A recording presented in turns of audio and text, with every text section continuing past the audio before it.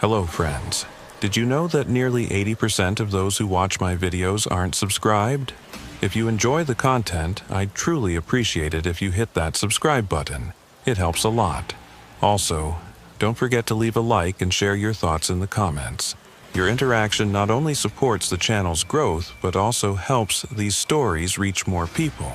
Thank you all for being here. By the way, where are you watching from?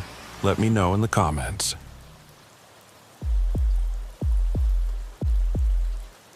Highway 287 between Amarillo and Fort Worth is one of Texas's most desolate roads. Endless stretches of flat land, a few scattered mesquite trees, and abandoned farmhouses forgotten by time are all that catch the eye. For 23 years I've been driving this route, hauling everything from cattle feed to construction materials. I thought I'd seen everything these lonely roads had to offer. My name is Archibald Whitmore, and the incident I experienced on a humid September night in 2019 still makes my hands tremble when I place them on the steering wheel. It was just past 2 in the morning when I noticed the flickering orange lights ahead. They were the kind of lights you see on highway maintenance vehicles. As I got closer, it began to look like a cleaning crew was working on the side of the road. There were 3 men in reflective vests, a large truck with a hydraulic lift, and an animal spread out on the asphalt, looking as if it had been killed in an accident. At first glance, there was nothing unusual about it. Texas highways are already littered with dead animals, deer, armadillos, wild boars, you name it. The state contracts special crews to remove these carcasses before they pose a hazard to drivers or start to smell in the heat. But what unsettled me was the time of day this work was being done. I had never seen a road cleanup crew working so late before. As I got closer, I slowed down and moved into the left lane for their safety. That way, I could see what they were doing more clearly. One of the 3 men caught my attention. He was tall, his hair graying, his eyes staring blankly into the darkness. He was bent over something by the side of the road that resembled a deer carcass, but he wasn't using the usual shovel, hook, or any other tool.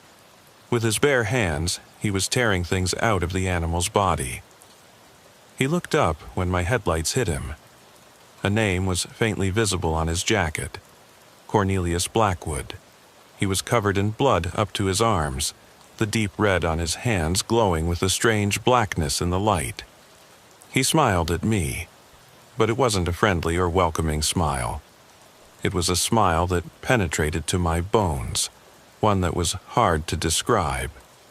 I continued driving, but I felt an indescribable unease.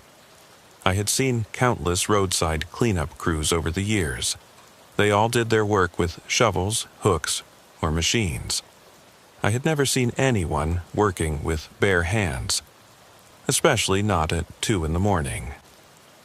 About 10 miles ahead, I pulled into a rest stop. I wanted to use the restroom and get some coffee from the vending machine. The facility was an old place from the 70s, a structure with flickering fluorescent lights, heavy air, and a musty smell. There, I struck up a conversation with an old truck driver traveling the same route as me. His name was Peregrine Ashford. Peregrine was sitting at one of the concrete picnic tables, nursing a thermos of coffee and smoking a cigarette. He had that weathered look that comes from decades on the road, deep lines around his eyes from squinting into the sun, hands rough from handling cargo. "You see that roadkill crew back there?" I asked him. Peregrine's face went pale. He set down his thermos slowly, deliberately. "What crew?" "About 10 miles back, 3 guys cleaning up dead animals." He shook his head slowly, took a long drag from his cigarette. "There ain't no official crews working this stretch tonight. I checked the highway maintenance schedule before I left. Road's supposed to be clear until Thursday." A chill ran down my spine despite the warm night air. "You sure about that?" "Dead sure," he said. and the choice of words wasn't lost on either of us. I've been seeing things on this route lately, things that don't add up. Peregrine told me he'd noticed an unusual pattern over the past few months. Fresh roadkill would appear in spots where there hadn't been any the night before. Not just one or two animals, but sometimes 5 or 6, all clustered together. The strange thing was, these spots were always in the middle of long, straight stretches where animals could easily see oncoming traffic. "It's like someone's putting them there," he said, lowering his voice and glancing around the empty rest stop. "And I'll tell you something else. I've seen that crew before. Always the same 3 men. Always in the dead of night, and always handling those carcasses like they're looking for something." I thought about Cornelius Blackwood's bloody hands, the way he'd been digging inside that deer. Looking for what? Peregrine shrugged, but his eyes were haunted. "Don't know. Don't want to know. But I'll tell you what I do know. There's been more missing persons reports along this stretch in the past year than in the previous decade combined." He pulled out his phone, showed me a local news website he had bookmarked. Article after article about missing motorists, abandoned vehicles, people who simply vanished between Amarillo and Fort Worth. The authorities blamed it on the harsh environment, people getting lost in the wilderness after their cars broke down. But Peregrine had a different theory. "Look at the pattern," he said, zooming in on a map where he'd marked each disappearance with a red dot. "They're all within a 20-mile radius of where you saw that crew tonight." We talked for another hour, sharing stories we'd heard from other drivers. Stories about strange meat processing facilities that had opened up in the area, operating only at night. About trucks with refrigerated trailers that took unmarked exits to nowhere. About the smell that sometimes drifted across the highway on still nights. A smell like copper and decay. When we finally parted ways, Peregrine gave me his number. "Call me if you see anything else," he said. "And be careful out there. Whatever's happening on this stretch of road, it's getting worse." I took a different route on my return trip, adding an extra hour to my drive, but avoiding that stretch of 287 entirely. I tried to put the whole thing out of my mind. Told myself I was being paranoid. But I couldn't forget Cornelius Blackwood's smile, or the way he'd looked at me like I was prey that had gotten away. 2 weeks later, I was back on the same route. This time, I was prepared. I had my dash cam running, and I'd made sure to note the exact mile markers where I'd seen the crew before. It was another late-night run, around 3 in the morning this time. The moon was new, leaving the landscape in almost total darkness beyond my headlights. Sure enough, near mile marker 167, I saw the orange lights again, the same truck, the same 3 men. But this time, there were no dead animals on the road. Instead, they were unloading something from their truck. Several large black bags, the kind you might use for industrial waste. Heavy-duty plastic, tied at the top with yellow rope. I slowed down again, trying to get a better look without being obvious about it. That's when I saw one of the bags move. Not the settling motion of something heavy finding its position, but a deliberate, struggling movement. Like something inside was trying to get out. My hands tightened on the wheel. Every instinct told me to floor it, to get away from there as fast as possible. But I forced myself to maintain a steady speed to not draw attention.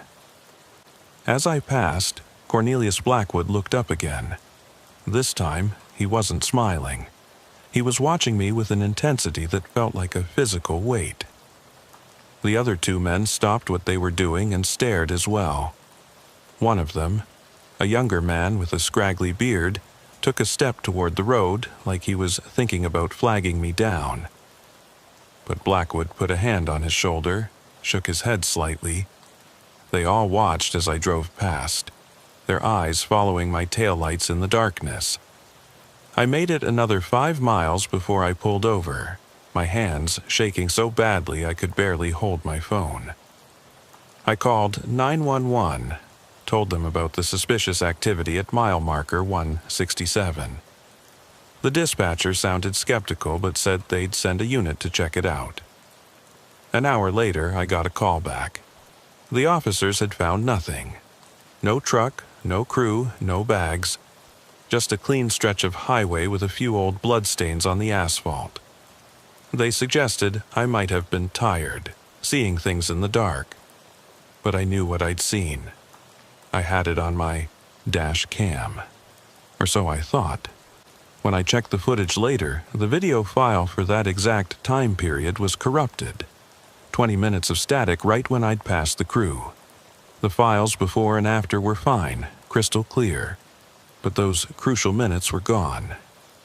I started asking around at truck stops, talking to other drivers who ran that road. Most hadn't seen anything, or if they had, they weren't talking. But a few had stories. Stories whispered over coffee in the early morning hours, shared with the understanding that speaking them too loudly might invite trouble. One driver, who asked to remain anonymous, told me he'd once followed one of those roadkill trucks off the highway. It had taken an unmarked exit near Childress, turned down a dirt road that led to an old industrial complex about 15 miles from the interstate. Used to be a slaughterhouse back in the 80s, he told me. Shut down after some health code violations, but someone's using it again. I parked at a distance, watched through binoculars as they unloaded their cargo into a loading dock. He paused, his coffee cup trembling slightly in his hands. I swear I heard screaming coming from inside. Human screaming. I got out of there fast, didn't stop driving until I hit Oklahoma, haven't taken that route since. Another driver, a woman who'd been running Texas routes for 15 years, told me about a time she'd broken down near mile marker 171. It was just after midnight, and she'd blown a tire. She'd called for roadside assistance and was told it would be 45 minutes. 20 minutes in, I see these orange lights coming up behind me, she said. 3 men get out, start walking toward my cab. Something about them just felt wrong. The way they moved, too coordinated, like they'd done this before. I locked my doors, started laying on the horn. Lucky for me, there was another trucker about a mile back who heard it and came to check. As soon as he pulled up, those 3 got back in their truck and drove off. She showed me her logbook from that night. She'd written down the license plate of the truck, but when she tried to run it later, it came back as non-existent. The plate didn't match any vehicle in the system. I decided to do some research of my own. I spent my off days at the library in Amarillo, going through old newspapers and public records. What I found made my blood run cold. Over the past 5 years, 17 people had vanished along that stretch of Highway 287. Their cars were usually found on the shoulder, out of gas or with a flat tire. No signs of struggle, no bodies ever recovered. The victims ranged in age from 19 to 63, men and women, locals and travelers passing through. The only thing they had in common was that they'd all disappeared at night. But that wasn't the worst part. I found older cases too, going back decades. The numbers were lower in earlier years, but the pattern was the same. People vanishing, vehicles abandoned, no trace ever found.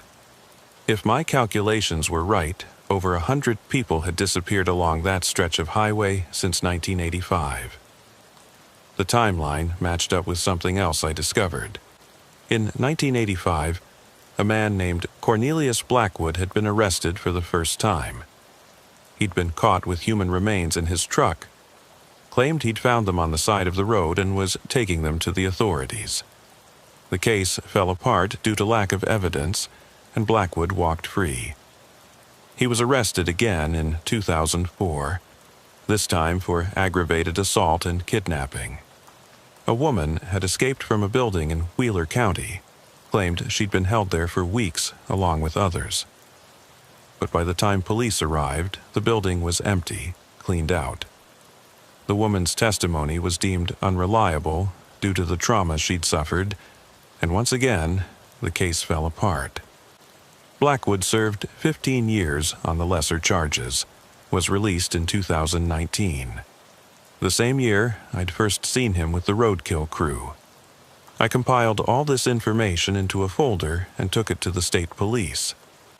The detective I spoke to, a tired-looking man named Morrison, flipped through it with increasing concern. "This is substantial," he admitted. "But it's all circumstantial. We can't get a warrant based on speculation and coincidence." "What about the missing people?" I asked.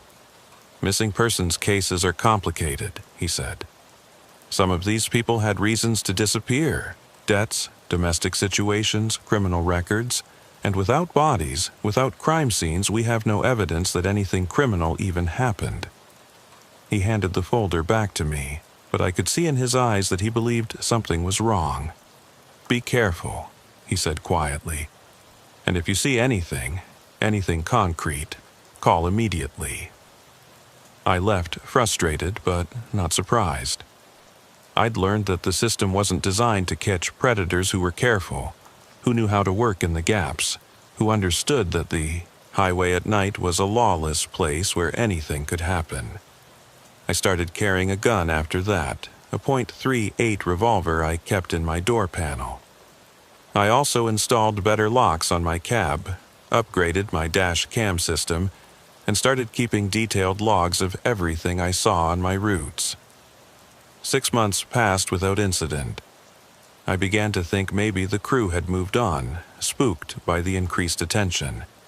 Then, one foggy night in March, I saw them again. This time, they weren't on the highway. I'd stopped at a 24-hour diner near Clarendon to grab dinner and fuel up. It was around 11 at night, and the parking lot was mostly empty except for a few other trucks and cars. I was sitting at the counter, working on a plate of chicken fried steak, when I noticed a truck pull into the lot. It was the same truck I'd seen before, the one with the orange lights. My appetite vanished. 3 men got out and entered the diner. Cornelius Blackwood, the younger man with the scraggly beard, and a third man I hadn't seen clearly before.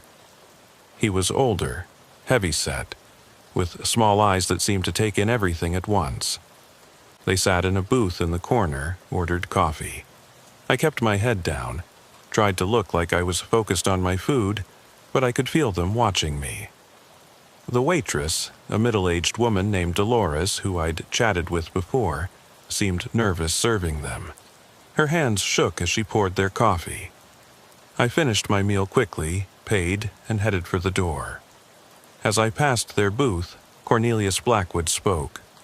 "Archibald Whitmore," he said, reading from what looked like a shipping manifest. "That's you, isn't it? Says here you run regular routes between Amarillo and Fort Worth." I stopped, my hand on the door handle. "That's right. Dangerous stretch of road," he continued, not looking up from the paper. "Lot of accidents, lot of breakdowns. Man needs to be careful out there." The threat was clear. I left without responding, got in my truck and drove away. In my mirrors, I could see them watching through the diner window. That night, I called Peregrine Ashford. Told him about the encounter. He wasn't surprised. "They're getting bolder," he said, "or maybe they just don't care about being subtle anymore. You need to watch your back." "What about the police?" I asked. "What about them? Those boys have been operating for years, maybe decades. You think the local cops don't know? Either they're being paid off, or they're too scared to do anything about it." He was right, of course. This was bigger than just 3 men in a truck. There had to be a whole network involved. Processing facilities, distribution channels, customers for whatever horrific product they were harvesting. I started varying my routes, taking different roads when possible, changing my schedule to avoid night driving on 287. But work is work, and sometimes I had no choice but to take that route. It was during one of these unavoidable night runs that everything came to a head. I was hauling a load of construction materials to Fort Worth, running behind schedule due to weather delays. It was past midnight when I hit that familiar stretch of 287. I'd been monitoring my mirrors constantly, watching for any sign of the roadkill crew. Around mile marker 184, my engine started sputtering. I couldn't believe it. I'd just had the truck serviced the week before. Everything had been running perfectly. But there I was, losing power, rolling to a stop on the shoulder of Highway 287 at 1 in the morning. Exactly where I'd sworn I'd never be. I immediately called for roadside assistance, but they said it would be at least 2 hours. The nearest service truck was dealing with a multi-car pileup on I-40. I was on my own. I locked my doors, kept my engine running as long as I could, trying to diagnose the problem. The fuel gauge showed plenty of gas. The temperature was normal. No warning lights except for the general engine trouble indicator. 20 minutes passed, 30. Then I saw the orange lights in my side mirror. The truck pulled up behind me, and 3 men got out.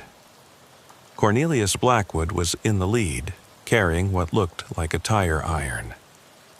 The younger man had a coil of rope over his shoulder. The third man was carrying a large plastic sheet, the kind you'd use to protect floors during painting. They walked up to my cab, and Blackwood tapped on the window with the tire iron. "Need some help, friend?" he called out, his voice muffled by the glass. I shook my head, held up my phone to show I'd already called for help.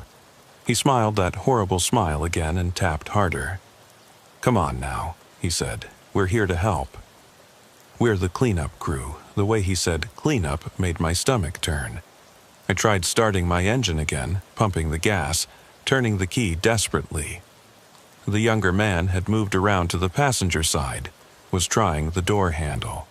The third man was spreading the plastic sheet on the ground beside my truck. I grabbed my gun from the door panel, held it up where they could see it. "Back off," I shouted. "I've called the police." Blackwood laughed. "Police? Out here? They're 40 minutes away on a good night. And this ain't a good night." He swung the tire iron at my side window. The safety glass cracked but didn't break. I knew it would only take a few more hits. I tried the engine one more time, praying desperately. It caught. The engine sputtered, coughed, then roared to life. I threw it in gear and floored it, gravel spraying as I pulled away. In my mirrors, I could see them standing there, watching me go. Blackwood was still smiling. I didn't stop until I reached Fort Worth, running on fumes and adrenaline. When I finally had my truck looked at, the mechanic found sugar in my gas tank. Someone had sabotaged it while I was at a truck stop earlier that day. The only reason it hadn't completely destroyed my engine was that I'd caught it in time. "You're lucky," the mechanic said. "Another few miles and you'd have been completely stranded." Lucky. I thought about those plastic sheets, that rope, Blackwood's smile. I didn't feel lucky. I felt hunted. I filed another police report, but nothing came of it. Cornelius Blackwood and his crew were ghosts as far as the law was concerned. They existed in the space between what everyone knew and what anyone could prove. That was 3 years ago. I still drive trucks, but I've never gone back to that route. I've taken a pay cut, lost some contracts, but I'm alive. That's more than some can say. Last week, Peregrine Ashford sent me a newspaper clipping. Human remains had been found in an illegal dump site near Wheeler County. The remains were too degraded to identify, but they estimated at least a dozen individuals. The investigation was ongoing, but no arrests had been made. He'd written a note on the clipping. "They're getting sloppy." Or maybe they just don't care anymore. I've thought about going public with this story many times. Thought about calling newspapers, posting online, trying to warn people. But who would believe me? A trucker with a wild story about a murderous roadkill crew. It sounds like something out of a horror movie, but it's real. It's happening right now, on the dark highways of Texas. The roadkill crew is out there, hunting, collecting, doing God knows what with their victims. And the worst part is they're not the only ones. I've heard similar stories from other states, other highways. It's a network, a system, operating in the shadows of America's transportation infrastructure. We trust that the highways are safe, that the people we encounter there are just travelers like us, trying to get from one place to another. But some of them are predators, using the isolation and anonymity of the road to hunt. And some of them, like Cornelius Blackwood and his crew, have turned it into an art form. So, if you ever find yourself driving through Texas late at night, and you see those orange lights ahead, remember my story. Remember that not everyone who looks official is there to help. Remember that the dark stretches of highway are hunting grounds for things that shouldn't exist in a civilized world. And whatever you do, whatever happens, don't stop. Don't ever stop. Keep driving until you reach the lights of a city, the safety of witnesses, the protection of crowds. Because on those lonely roads, in those dark hours, you're not just a traveler, you're potential prey. And the roadkill crew is always working, always watching, always ready to add to their collection. I still have nightmares about that night, about what would have happened if my engine hadn't started. I see those plastic sheets, that rope, Blackwood's dead eyes and cruel smile. I wake up in cold sweats, checking my mirrors even though I'm safe in my bedroom. The highway has never felt safe since then.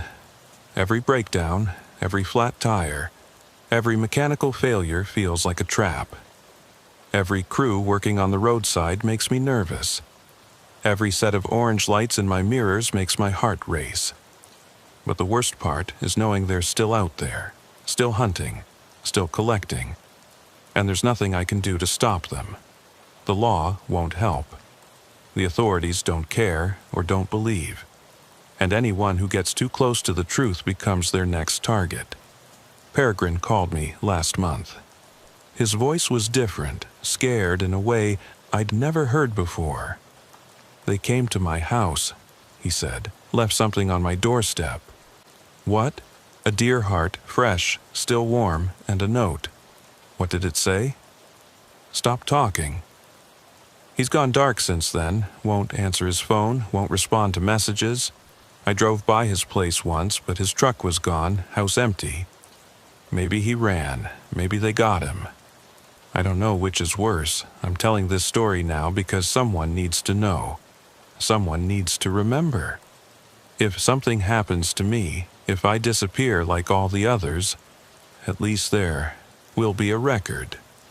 At least someone will know to look for Cornelius Blackwood and his crew.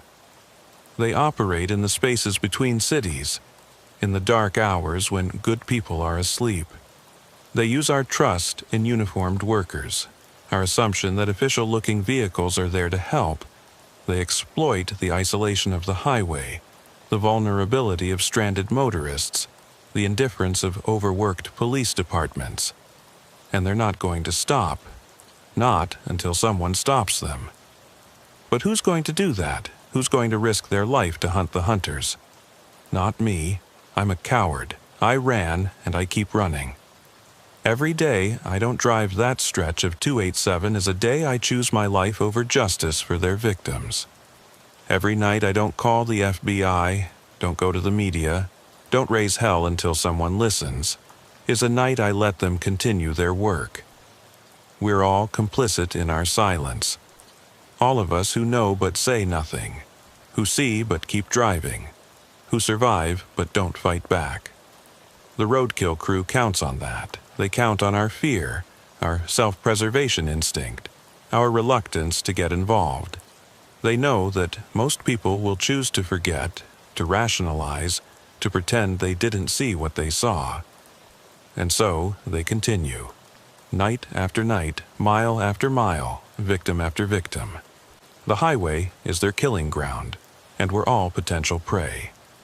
I think about the families of the missing, the parents, spouses, children who will never know what happened to their loved ones. They'll spend years hoping, searching, praying for answers that will never come. Because the truth is too horrible, too unbelievable, too dangerous to reveal. The truth is that monsters are real. They don't hide under beds or in closets. They drive trucks with orange lights. They wear reflective vests. They smile at you as they prepare to end your life. And on Highway 287, between Amarillo and Fort Worth, they're always working, always hunting, always waiting for the next broken soul to cross their path. My name is Barnaby Thornfield, and I've been hauling refrigerated cargo across Texas for the better part of 30 years. In all that time, through all those late-night runs and lonely highways, I've developed a simple rule. Never ask questions about the cargo. You pick it up, you deliver it, you get paid. That's the job. But sometimes, even when you don't ask questions, the answers find you anyway. And sometimes those answers are more horrifying than anything you could have imagined. It was a scorching August night in 2021 when I got the call for a rush job. My dispatcher, a gruff old-timer named Earl, said there was a load that needed to go from a meat processing plant outside of Dalhart to a distribution center in Houston.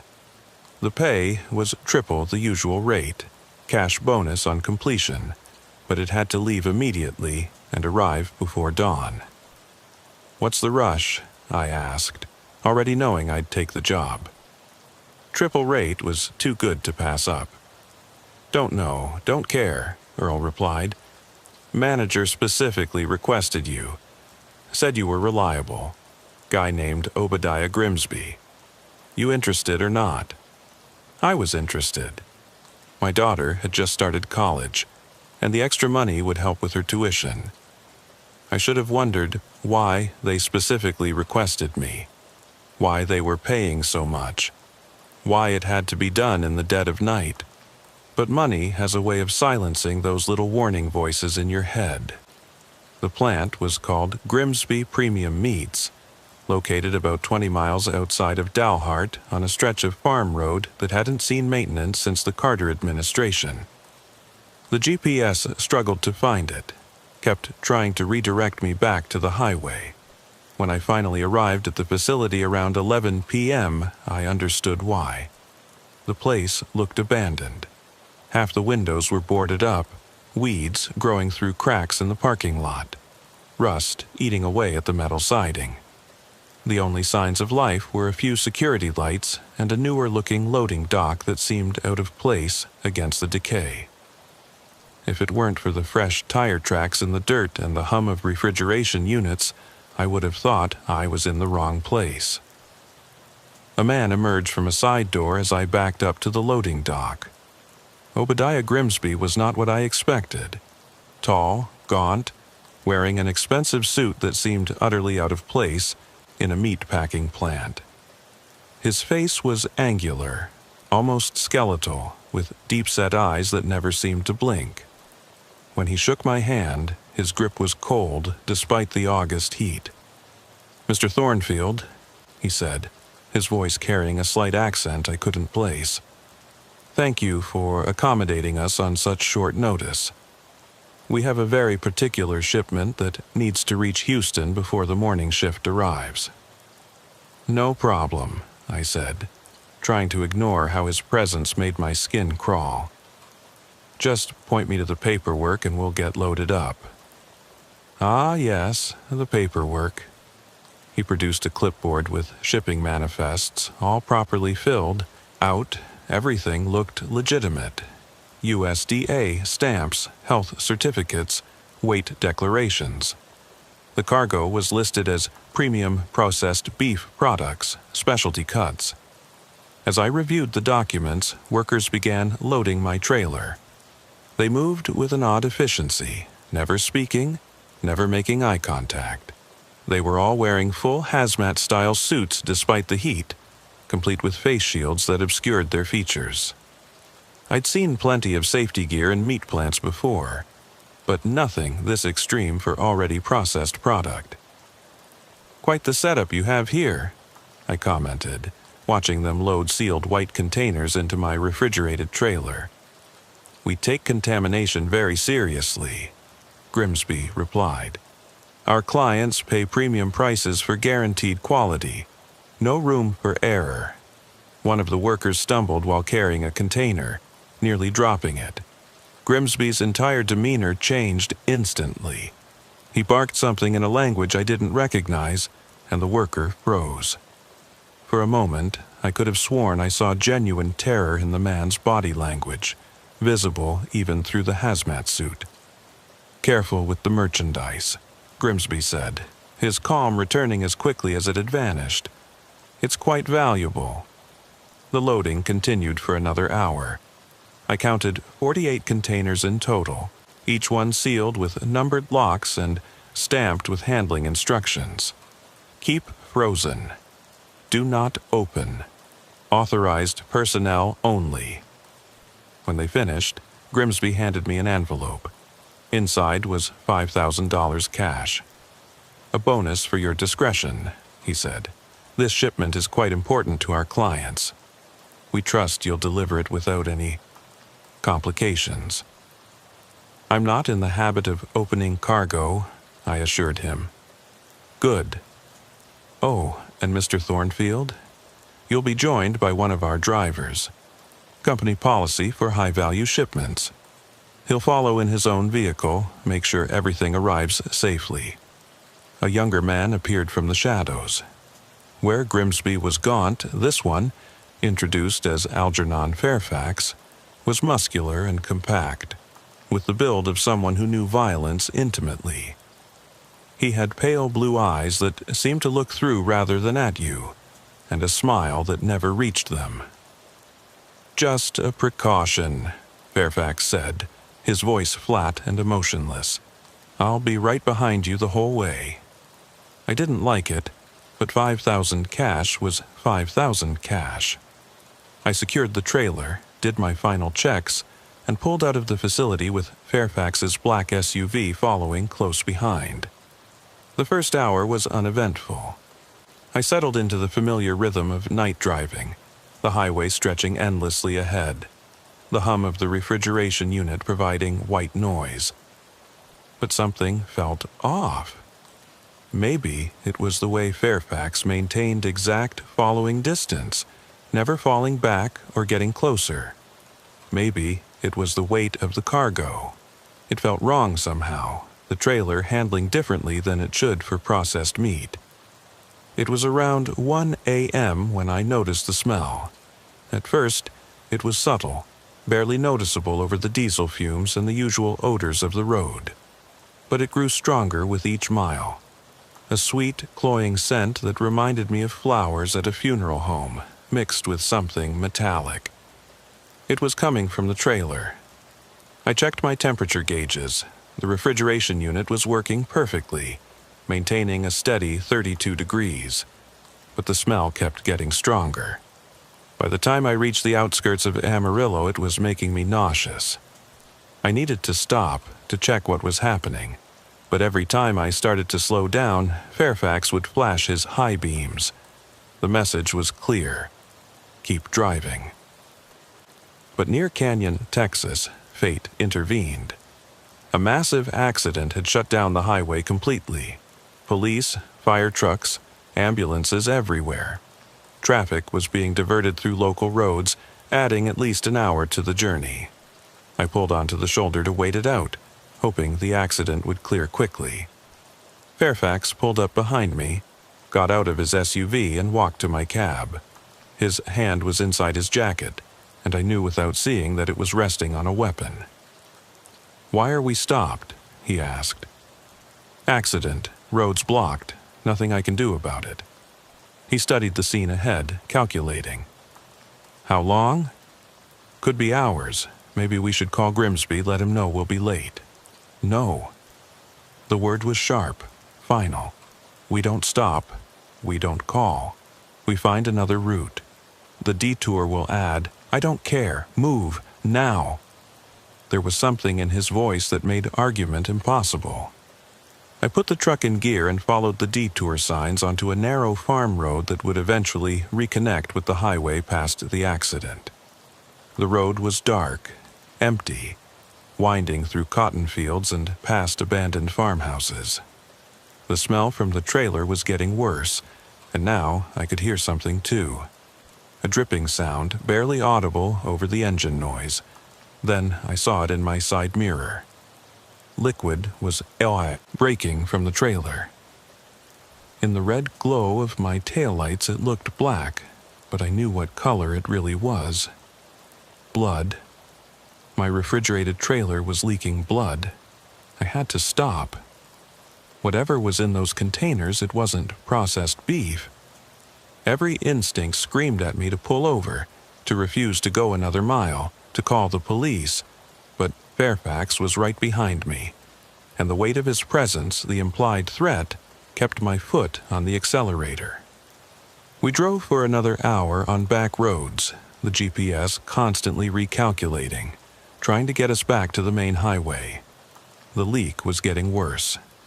I could see it streaming from the trailer now, leaving a trail on the asphalt that glistened in the moonlight.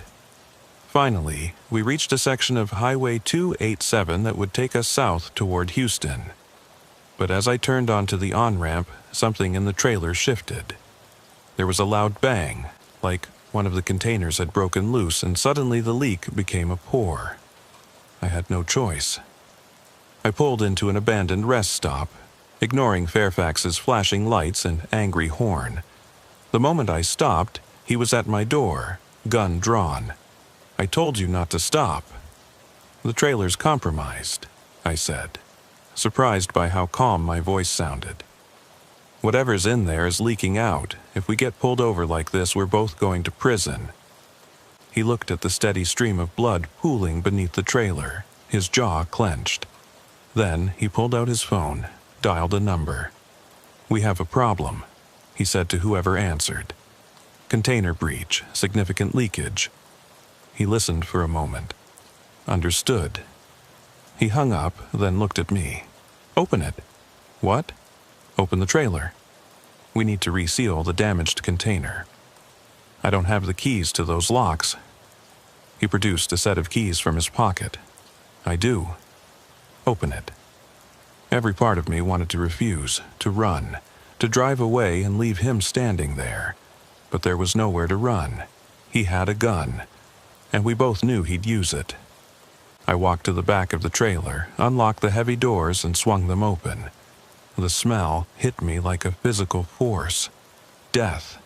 Raw, immediate, unmistakable. The floor of the trailer was awash in blood and other fluids. Several of the containers had split open, their contents spilling out. But it wasn't beef. It wasn't any kind of animal meat I recognized. The cuts were too precise, too carefully packaged. The bones were wrong. The shape of the joints, the length of the limbs. I'd hauled enough legitimate meat to know what butchered cattle looked like. This wasn't cattle. Help me move these, Fairfax said, climbing into the trailer like the horror around him was perfectly normal. We need to restack the intact containers and seal the damaged ones. These are products, he said firmly. Very expensive products for very particular clients. Now, help me or join them.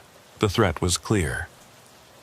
I climbed into the trailer, trying not to look too closely at what we were handling, trying not to think about what I was seeing. We worked in silence, restacking containers, using plastic sheeting and duct tape to contain the leaks. My hands were covered in blood, my clothes soaked with it. As we worked, one of the damaged containers split further, and something rolled out onto the trailer floor.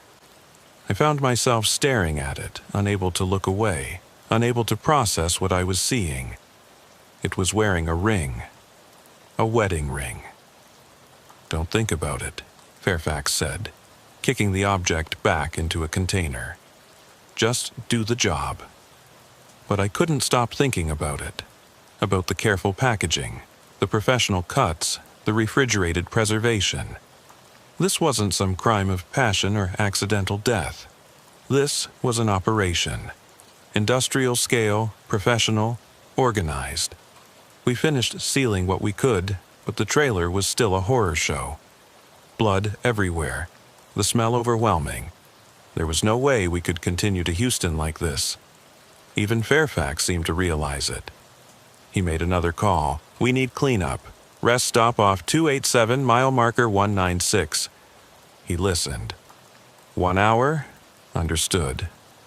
He hung up and turned to me. "We wait.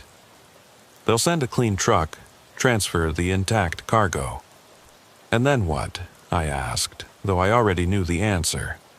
"Then you forget this ever happened. You take your money, you go home, and you never speak of it again."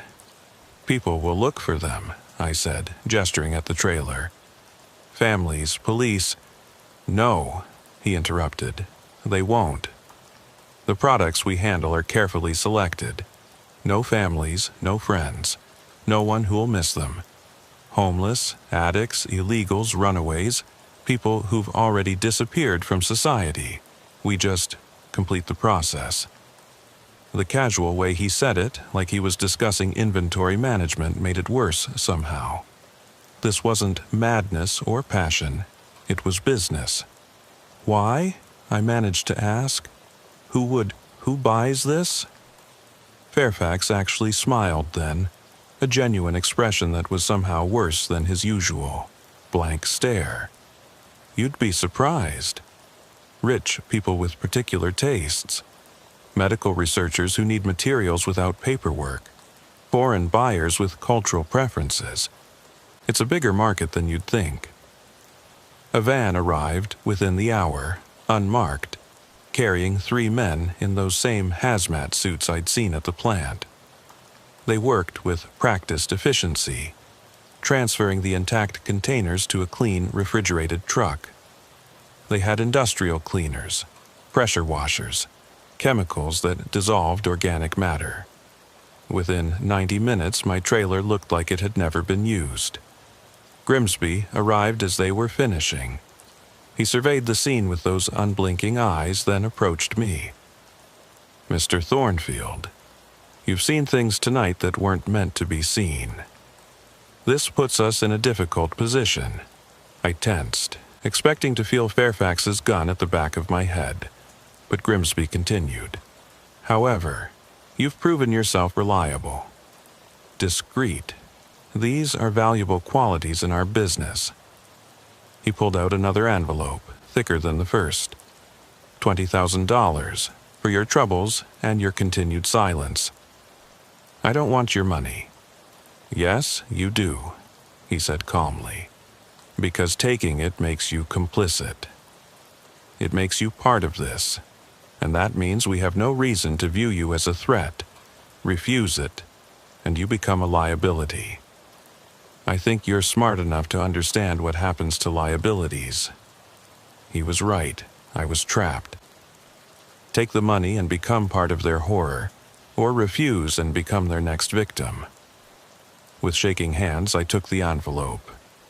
"Excellent choice. Now, you'll continue to Houston with an empty trailer. Log it as a canceled shipment. The client will confirm they refused delivery due to quality concerns. Your paperwork will all be in order." "And if I talk?" "You won't," Grimsby said with absolute certainty. "Because you have a daughter at Texas A&M Sarah, isn't it? Pre-med, lives in Mosher Hall, room 314. Studies at Evans Library most nights. Likes to run the campus trails early in the morning, usually alone." My blood went cold. The message was clear.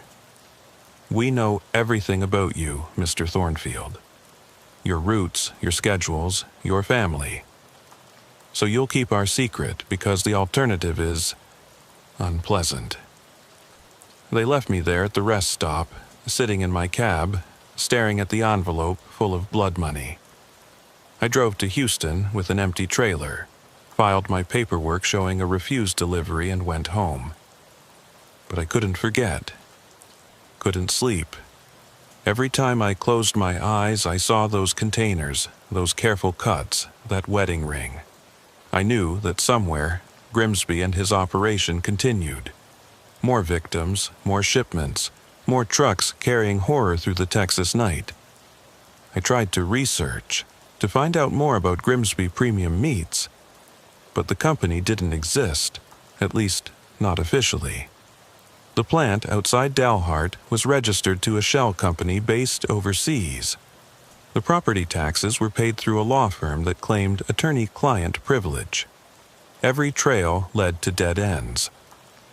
I started noticing things, though. Other refrigerated trucks running late-night routes from nowhere to nowhere.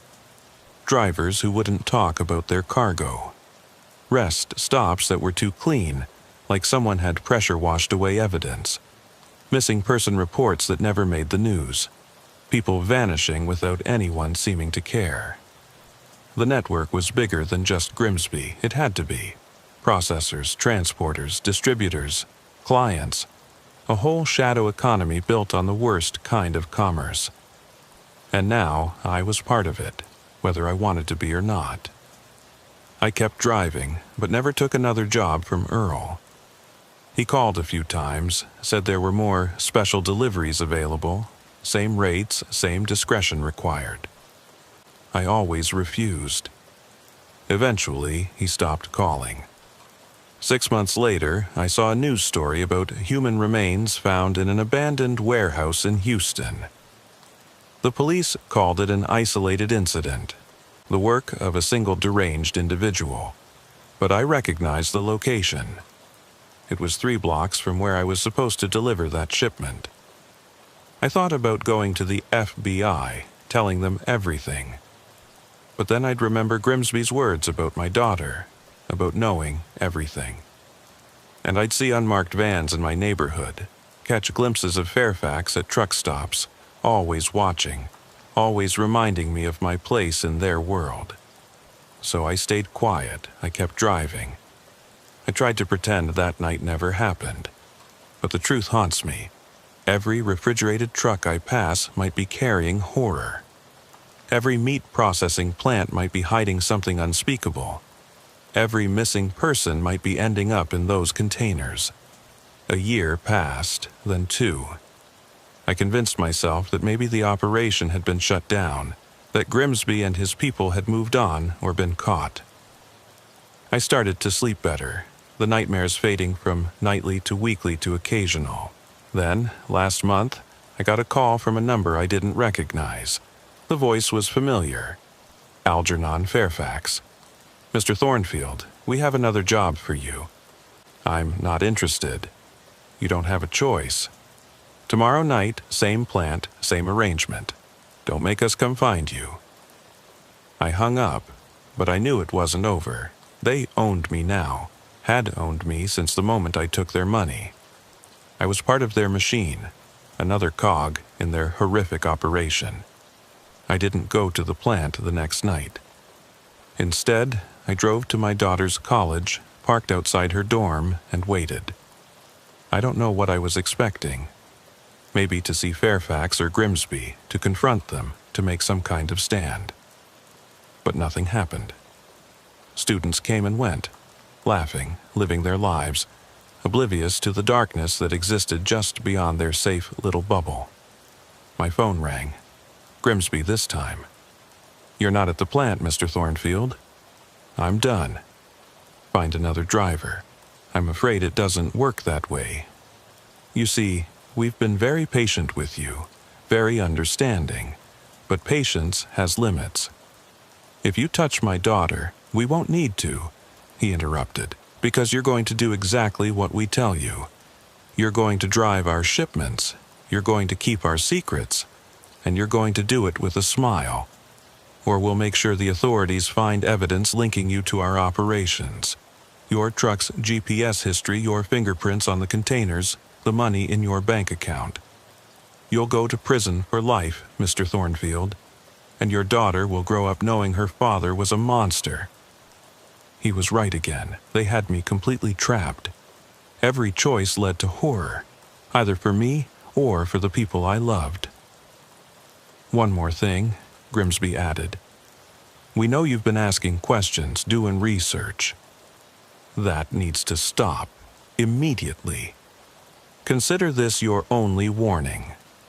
I drove to the plant that night, loaded another shipment of containers, followed another escort to another destination, took another envelope of money, became a little more complicit, a little more damned. That was 3 weeks ago. Since then, I've made 4 more runs for them. Each one chips away at what's left of my soul. I've stopped looking in the containers, stopped thinking about what's inside. It's easier that way, safer, but I can't stop completely. Can't forget that these aren't just products, they're people. Someone's son, someone's daughter, someone's parent. They had lives, dreams, fears.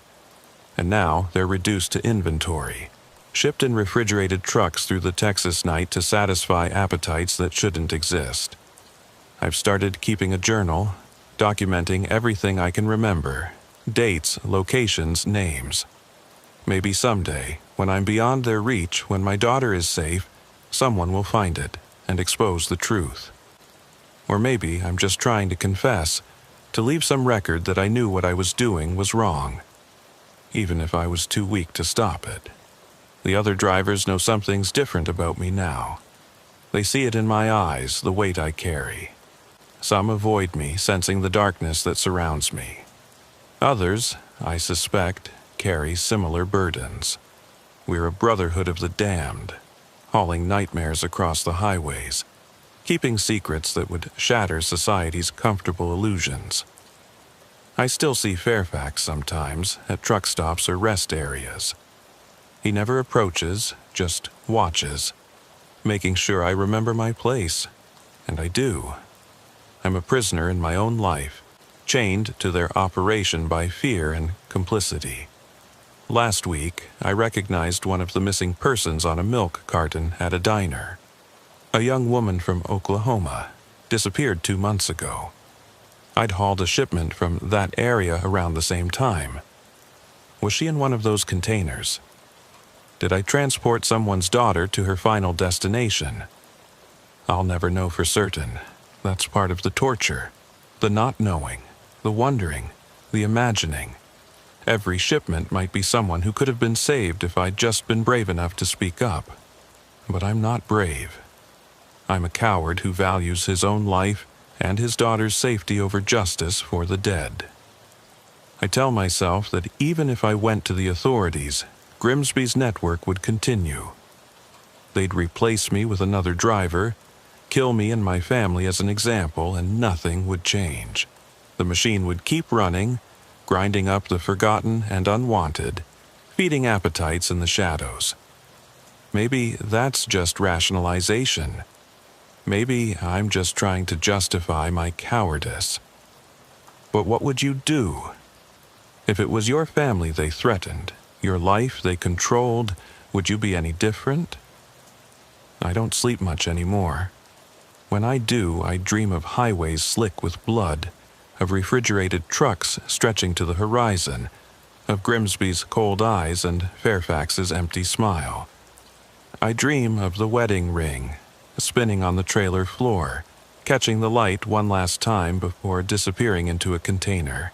Sometimes I think about ending it all, driving my truck off a bridge, taking their secrets with me. But then I think about my daughter, about the life she's building, and I keep going, keep driving, keep delivering, keep quiet. The truth is, there are things happening in the darkness that most people can't imagine. Industries built on horror, networks of evil operating just beneath the surface of normal life. And once you're pulled into that world, there's no escape. You become part of it, complicit in it, trapped by it. Every refrigerated truck you see might be carrying nightmares. Every meat processing plant might be hiding something unspeakable. Every missing person might be ending up in containers, shipped to buyers with appetites that should not exist. But you'll never know. Because people like me, cowards who choose survival over justice, keep the secrets. We maintain the illusion that the world is safer than it really is. We enable the monsters because we're too afraid to fight them. Grimsby called yesterday, another special delivery next week. Triple rate, cash bonus, the usual terms. I'll do it. Of course I'll do it. I don't have a choice anymore. I am the driver who knows too much and says nothing. I am the accomplice who chose his family over strangers. I am the coward who helps the darkness spread. And somewhere out there, in a plant that doesn't officially exist, Obadiah Grimsby is preparing another shipment. Algernon Fairfax is selecting another escort route. And victims who've already been forgotten by the world are being processed, packaged, and prepared for delivery. The machine never stops. The highway never sleeps. And drivers like me keep the whole horrific system running. One delivery at a time, one secret at a time, one soul at a time. God help me, I've become one of them. Not a monster who kills, but something perhaps worse. A man who knows about the killing and does nothing to stop it. A man who chooses his own safety over justice. A man who drives their cargo through the Texas night and pretends not to know what's inside. That's my confession. That's my burden. That's the truth I'll carry until either they kill me or I find the courage to fight back. But I don't think that courage will ever come. I think I'll die as I've lived these past years. A coward, the accomplice, a keeper of horrific secrets. And the trucks will keep rolling. The containers will keep shipping. The forgotten will keep disappearing. Because that's how the machine works. That's how the darkness spreads. One compromised soul at a time, one terrible choice at a time, one blood-soaked delivery at a time. Welcome to the real world, the one that exists in the shadows of the Texas highways, where meat isn't always what it seems, where cargo can scream, where drivers like me sell our souls for our family's safety. Welcome to the truth that no one wants to know. My name is Phineas Crowthorne, and I've been driving trucks across Texas since 1989. 34 years on these roads, and I thought I'd developed a sixth sense for danger. You learn to read the signs, which rest stops to avoid, which fellow drivers to keep away from, which loads are more trouble than they're worth. But nothing in all those years prepared me for what I discovered at the Kenton County Rest Area on Interstate 20, just east of Odessa, on that God-forsaken night in March of 2022. It started as a routine run. I was hauling agricultural equipment from Lubbock to Dallas, running behind schedule thanks to a blown tire earlier in the day. It was approaching midnight when I pulled into the rest area, exhausted and desperate for coffee and a few minutes to stretch my legs. The place was nearly empty, just a handful of trucks parked in the back lot, their drivers probably asleep in their cabs, and one RV near the facilities. The rest area itself was one of those older ones the state kept threatening to close but never did. Dim lighting, bathroom facilities that hadn't been updated since the 80s, and vending machines that worked maybe half the time. But it was familiar, and familiarity breeds comfort on the long, dark highways of West Texas. I parked my rig at the far end of the lot, away from the other vehicles. Old habit. Gives you room to maneuver if you need to leave in a hurry, and keeps you away from the occasional lot lizards and dealers who work these places after dark. As I walked toward the restroom facilities, I passed by an old Peterbilt that looked like it had seen better days. Rust eating through the cab, tires that needed replacing, and a general air of neglect that suggested its owner had fallen on hard times. That's when I first noticed the smell. Now, you encounter a lot of unpleasant odors at rest stops. Overflowing garbage, backed-up toilets, the occasional dead animal in the brush. But this was different. Sweet and putrid at the same time, with an underlying chemical tang that made my nose burn. It was coming from the direction of that old Peterbilt. I tried to ignore it, went about my business in the restroom. But when I came back out, the smell seemed stronger. And there was something else. A rhythmic thumping sound, muffled but persistent, coming from the truck's trailer. I should have minded my own business. Should have gotten my coffee from the vending machine and headed back to my rig. But after 3 decades on the road, you develop a sense of responsibility for your fellow drivers. What if someone was having a medical emergency? What if they needed help? I approached the Peterbilt cautiously. The cab was empty, windows rolled up tight despite the warm night. The thumping continued, steady and insistent, like someone knocking on a door. The smell was overwhelming now, making my eyes water. "Hello?" I called out. "Everything all right in there?" The thumping stopped immediately. Complete silence except for the distant hum of traffic on the interstate. I stood there for a moment, uncertain, then turned to leave. That's when I heard it. A muffled cry, desperate and terrified, from inside the trailer. My blood ran cold. I'd heard about human trafficking, about trucks being used to transport people across borders and state lines. Without thinking, I grabbed the trailer's door handle and pulled. It was locked, of course, but the lock was old, rusty. I ran back to my truck, grabbed a tire iron, and returned. I know I should have called the police right then. But cell service was spotty at best in that area, and someone inside that trailer needed help now.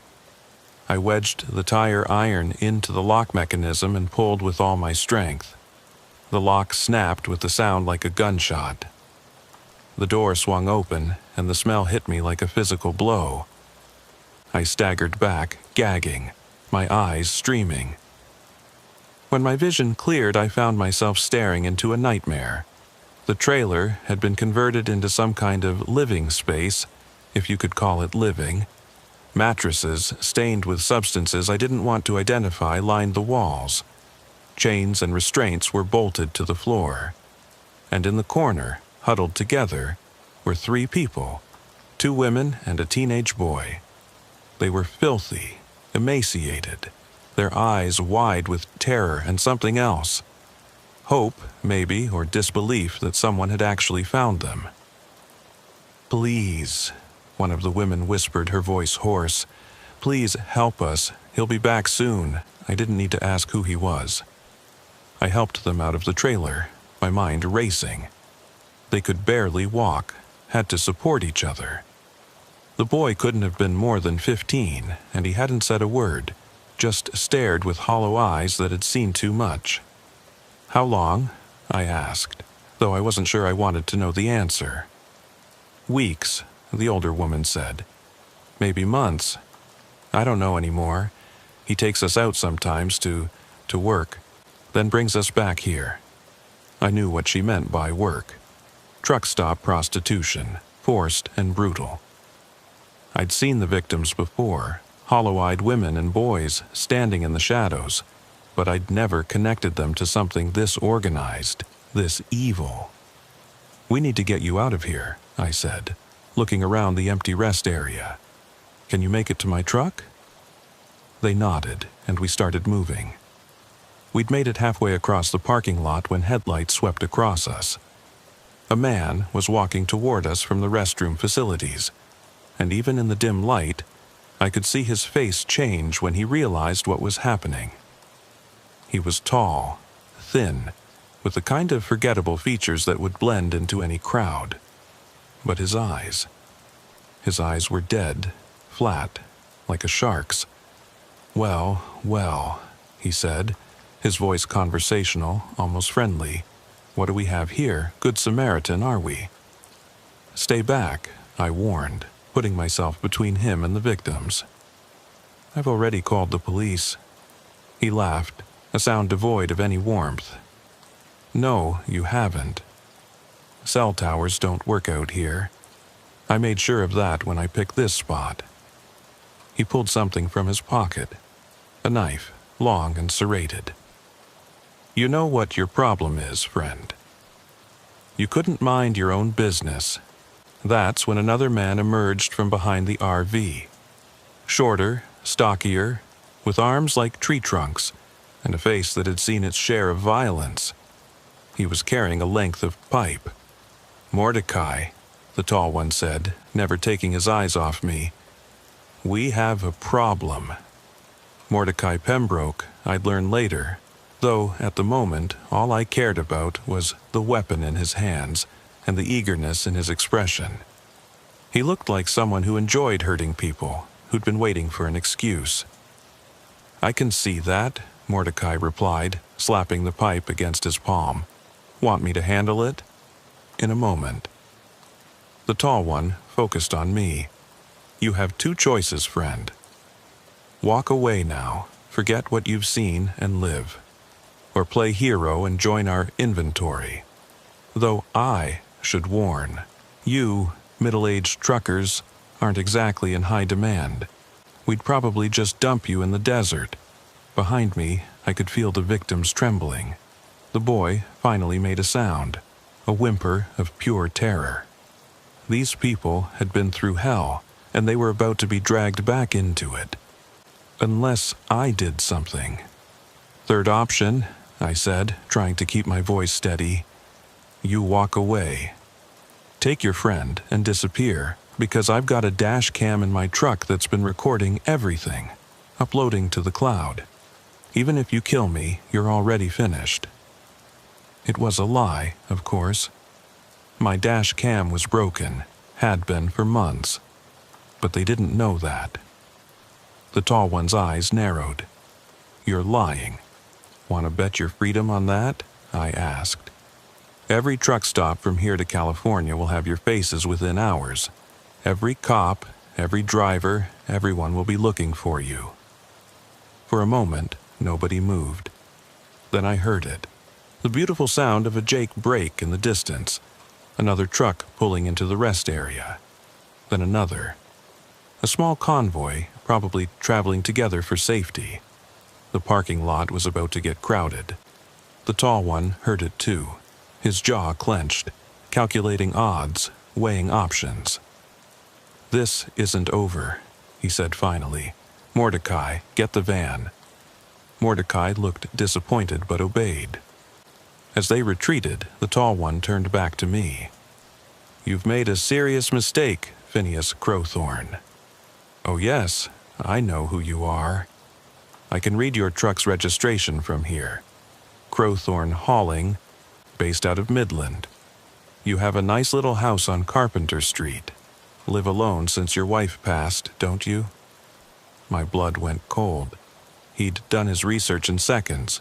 Or maybe he just had a gift for reading people, for finding their weak spots. "Tick-tock, Mr. Crowthorne," he continued. "Every road you travel, every stop you make will be watching. And one night, when you least expect it, you'll find out what happens to people who interfere with our business." They left in a white van with no plates, disappearing into the darkness just as the convoy pulled in. I got the victims into my truck, gave them water and what food I had, and waited for the other drivers to park. Safety in numbers. One of the convoy drivers was a fellow I knew slightly, Thaddeus Blackthorne, who ran regular routes between El Paso and Houston. When he saw the condition of the people I'd rescued, his face went pale. "Jesus Christ, Phineas. What happened?" I gave him the short version while one of his convoy partners, who had a working satellite phone, called 911. The police arrived within 40 minutes. County sheriffs, state troopers, even a ranger who happened to be in the area. They took statements, processed the abandoned truck, called in federal authorities for the human trafficking angle. The victims were taken to a hospital in Odessa. I learned later that they'd been grabbed from different locations. one from a bus stop in New Mexico, another from a homeless camp in Arizona, the boy from a foster home in Oklahoma. They'd been moved from truck to truck, rest stop to rest stop, sold to whoever had the money. A mobile operation that used the interstate system as its hunting ground and marketplace. The abandoned Peterbilt was traced to a man who'd been dead for 3 years, his identity stolen and used to register the vehicle. The DNA evidence inside the trailer suggested at least a dozen different victims had been held there over time. Some were eventually identified from missing persons reports. Others remained unknown. I gave the best description I could of the 2 men. Even worked with a sketch artist, but they were ghosts. No matches in any database, no prior arrests, nothing. They'd operated in the shadows of the highway system, invisible until that night. The FBI took over the investigation, said it was part of a larger network they'd been tracking. Trucks converted into mobile prisons. Victims moved constantly to avoid detection, sold at truck stops and rest areas across the country. They estimated hundreds of victims over the years, maybe thousands. Most were people who wouldn't be missed. Runaways, addicts, undocumented immigrants. The ones society had already written off. They put me in protective custody for a while, said the threat against me was credible. But after a few weeks with no sign of the men, I had to get back to work. Bills don't stop just because you've stumbled into a nightmare. I changed my routes, varied my schedules, never stopped at the same place twice. I installed security cameras on my truck, carried a gun, stayed hypervigilant. But months passed without incident. I started to think maybe they'd fled the state, even the country. Maybe I was safe. Then, 6 months after that night, I found a note tucked under my windshield wiper at a truck stop near Abilene. Just 4 words. We haven't forgotten. M. P. Mordecai Pembroke. He was still out there, still watching. I reported it to the FBI, but there wasn't much they could do with an unsigned note. They suggested I consider changing careers, maybe relocating. But trucking was all I knew, and Texas was my home. I wasn't going to let fear drive me away from either. The notes continued sporadically. Sometimes months would pass with nothing, then I'd find another one. Getting comfortable? Nice new lock on your house.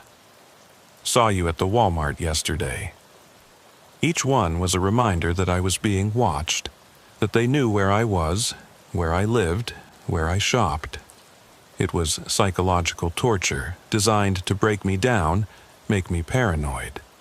And it was working. I stopped sleeping well, jumping at every sound. I varied my routine so much that I could barely keep track of my own schedule. I pushed away the few friends I had left, afraid that association with me might put them in danger. I became a ghost myself, haunting the highways, always moving, never settling. A year after the rest stop incident, I heard about another abandoned truck found at a rest area near Las Cruces. Same setup, a converted trailer, restraints, victims inside. This time, they weren't so lucky. The victims were dead, had been for days. The heat, dehydration, and despair had claimed them, while their captors had apparently abandoned the operation. I wondered if it was the same men, if my interference had made them sloppy, desperate. Or maybe it was copycats inspired by the media coverage. Either way, more people were dead, and I couldn't shake the feeling that I was somehow responsible. If I'd minded my own business that night, would those people still be alive? Or would they have just died differently, unknown and unmourned? The FBI agent handling my case, a worn-down woman named Martinez, told me not to blame myself. You saved 3 people, she said. It's 3 more than anyone else managed. These operations don't stop because one gets exposed. They adapt, evolve, continue. All we can do is save who we can when we can. but her words didn't help with the nightmares.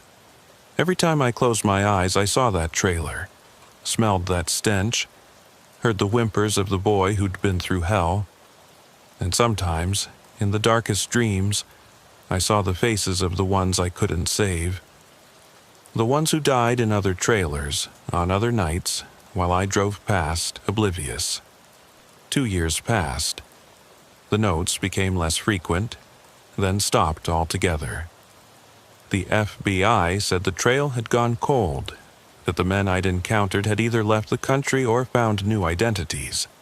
They closed the active investigation, filed it with thousands of other unsolved cases.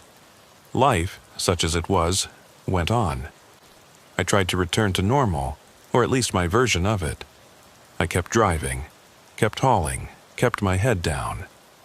I stopped looking over my shoulder quite so much, stopped checking under my truck for bombs or trackers. I even started stopping at the same truck stops again, developing something like a routine. That was my mistake. It was another March night, 3 years, almost to the day, after the rest stop incident. I was at a Flying J outside of Fort Stockton, grabbing dinner at the attached Denny's. It was crowded, noisy, the kind of place where you could disappear into plain sight. I was working on a patty melt when someone slid into the booth across from me. It was him, the tall one from that night. He looked different, beard, glasses, hair dyed gray, but those dead eyes were unmistakable. "Hello, Phineas," he said pleasantly, as if we were old friends. "Mind if I join you?" My hand moved toward the gun in my jacket, but he shook his head slightly. "I wouldn't. My associate is at the counter, and he has a clear shot. Plus, do you really want to start a shootout in a crowded restaurant? All these innocent people?" I looked toward the counter. Mordecai Pembroke was there. Different look, but same build, same menacing presence. He raised his coffee cup in a mock toast. "What do you want?" I asked, my mouth dry. "Just to talk, to clear the air. You see, you cost me a lot of money that night. 3 prime pieces of inventory, plus the truck, plus the heat that came down after. I had to lay low for quite a while, missed out on numerous opportunities." "Those were people," I said, my anger overcoming my fear. "Human beings." "They were products," he corrected calmly. "Supply and demand, basic economics. There's always been a market for human flesh, Phineas. Throughout history and every culture. We just streamlined the process, made it mobile, efficient." "You're insane," he laughed. "I'm a businessman. And like any good businessman, I believe in settling debts. You cost me approximately $200,000 in lost revenue. I've come to collect. I don't have that kind of money." "Oh, I know exactly what you have. 16,000 in savings, another 40 in your 401k, your truck worth maybe 30 used, your house valued at 160. That's, let me see, 146,000. More than enough to cover the debt plus interest." He slid a piece of paper across the table. "Legal documents, transfers of ownership, bank withdrawal forms. All filled out, just needing my signature. Sign everything over to the shell company listed, and we're square. You walk away with your life, start over somewhere else. Refuse." He shrugged. "Well, Mordecai has been eagerly waiting 3 years to finish what we started. This is extortion. This is business. You have 5 minutes to decide." I looked at the papers, then at the families eating around us, unaware of the monster in their midst. If I refused, would he really start shooting? Would innocent people die because of my choices 3 years ago? "If I sign," I said slowly, "you leave me alone?" "Completely. No more notes, no more threats. Scout's honor. You'll never see us again." I knew he was lying. Men like him didn't forgive debts or forget insults. If I signed, I'd maybe buy myself a few days before they came for me anyway. And if I didn't sign, people would die tonight. I need to use the restroom, I said. To think. He checked his watch. 4 minutes. I stood, walked toward the restrooms, pulling out my phone. This time, I actually did call 911, whispering urgently about armed men at the truck stop, possible kidnapping victims in a vehicle outside. Then, I did something else. I activated the emergency broadcast feature on my CB radio app, sending an alert to every trucker within 50 miles. Armed and dangerous individuals at Fort Stockton Flying J human traffickers. Stay away. Within minutes, I could hear sirens approaching. The tall man heard them too. He stood quickly, all pretense of calm evaporating. He and Mordecai headed for the exit, but it was too late. Police cars were already pulling into the parking lot, blocking exits. There was a moment of chaos. Mordecai pulled his gun, fired at the first officer through the door. The tall one tried to run but was tackled by a burly trucker who'd heard my broadcast. Gunfire, screaming, people diving under tables. When it was over, Mordecai was dead, shot by 3 different officers.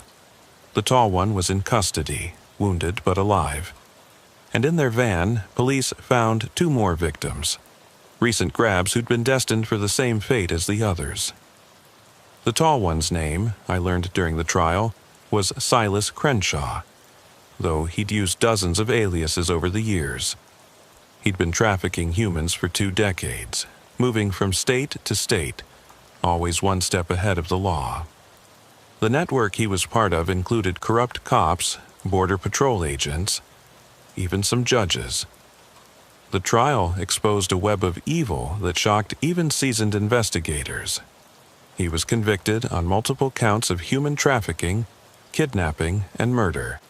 Life without parole. ADX Florence Supermax. During the sentencing, he stared at me from the defendant's table, those dead eyes promising retribution that would never come.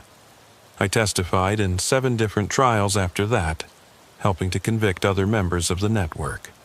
Each time, I had to relive that night at the rest stop, describe the horror in that trailer, the terror in those victims' eyes. It never got easier.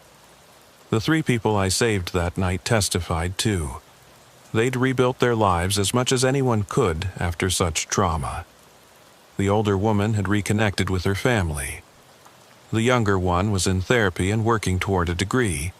The boy had been adopted by a good family and was starting to speak again. They thanked me for saving them, but I could see in their eyes that they'd never fully escape what happened to them. None of us would. I still drive trucks, though not as much as before. The industry has changed, gotten safer in some ways, more dangerous in others. Technology helps. GPS tracking, panic buttons, constant communication. But the dark spaces remain, the rest stops and truck stops where predators hunt and victims disappear. I stop at that rest area sometimes, the one where it all happened. It's been renovated now, bright lights everywhere, security cameras, regular patrols. But I can still smell that stench if I think about it too hard, still hear the thumping from that trailer, still see the hope in those victims' eyes when they realized they were being rescued. Other drivers know my story, or versions of it. I've become something of a legend. The driver who broke up a trafficking ring, who stood up to the monsters.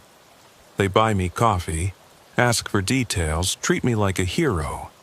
But I don't feel like a hero. I feel like someone who got lucky, who survived when others didn't, who carries the weight of all those he couldn't save. Late at night, when I'm driving through the empty darkness of West Texas, I think about all the trailers I pass. Most are carrying legitimate cargo, produce, electronics, construction materials. But some aren't. Some are carrying nightmares, horrors that will never make the news, victims who will never be found. I watch for signs now, trucks that shouldn't be where they are, drivers who look wrong somehow, sounds and smells that don't belong. I've called in suspicious activity dozens of times. Usually, it's nothing, but twice it's led to rescues, to victims saved and traffickers arrested. That's my purpose now, my penance for all the years I drove past suffering without knowing it.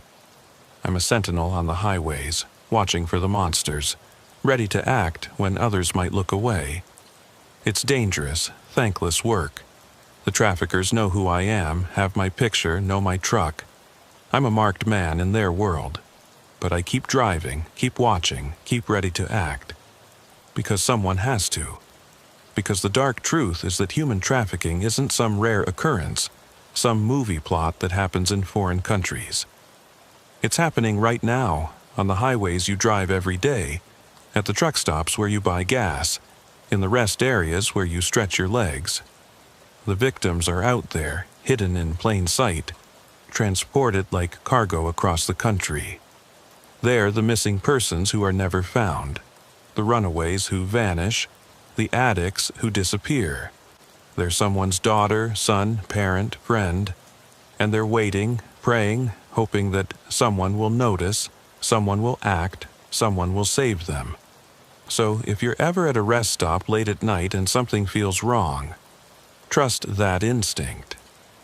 If you see a truck that shouldn't be there, a person who seems out of place, a situation that makes your skin crawl, don't look away. Don't assume someone else will handle it. Don't become complicit through inaction. Because the monsters are real. They're out there right now, hunting. And the only thing standing between them and their next victim might be you, making a choice to act, to speak up, to refuse to be a bystander to evil. I made that choice 3 years ago at a rest area outside Odessa. It nearly cost me everything, my peace of mind, my sense of safety, almost my life. But I saved 3 people that night, 3 souls who got to go home, to rebuild, to live. And in the end, that's worth any price. The highways are dark and full of terrors, but they're also full of good people. Drivers like me who won't stand by and let evil win. We're out there, watching, ready. And if you ever need us, if you ever see something that shouldn't be, just remember, you're not alone on these roads. The thin line between civilization and chaos runs right down the center of the highway. And some of us have chosen which side we're on. We've seen the darkness, faced the monsters, and decided to fight back. One rest stop at a time, one rescue at a time, one life at a time. That's my story. That's my truth. That's what I found that night at the rest area. Not just victims to save, but a purpose to fulfill, a war to fight. The war never ends, but neither does the fighting. And as long as I can drive, as long as I can watch, as long as I can act, I'll be out there. Because someone has to be. Because the alternative, letting them win, letting the darkness spread unchecked, is unthinkable. And because somewhere out there right now, someone is trapped in a trailer, praying for rescue, hoping against hope that someone will hear them.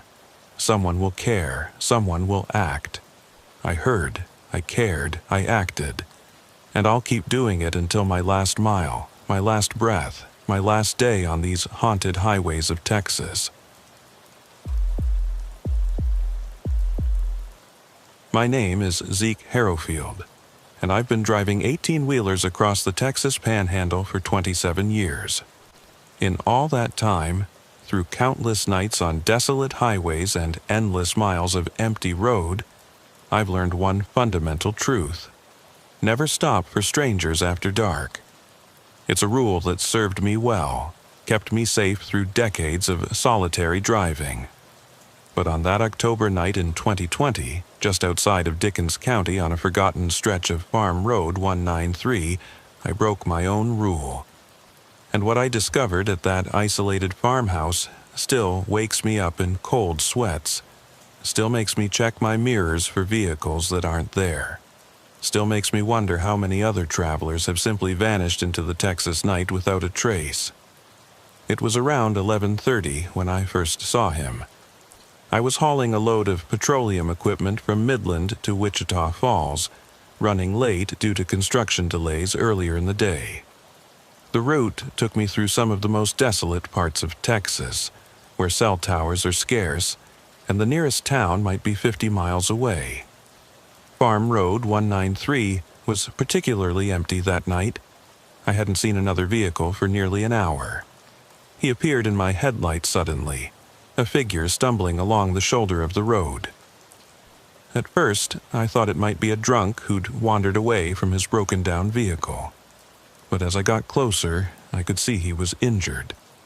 Blood covered the left side of his face. His shirt was torn, and he was clutching his ribs like they were broken.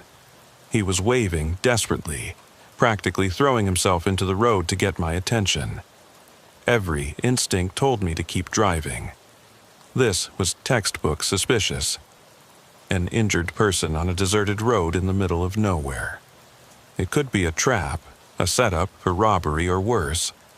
But there was something about his desperation, the genuine terror in his movements, that made me slow down.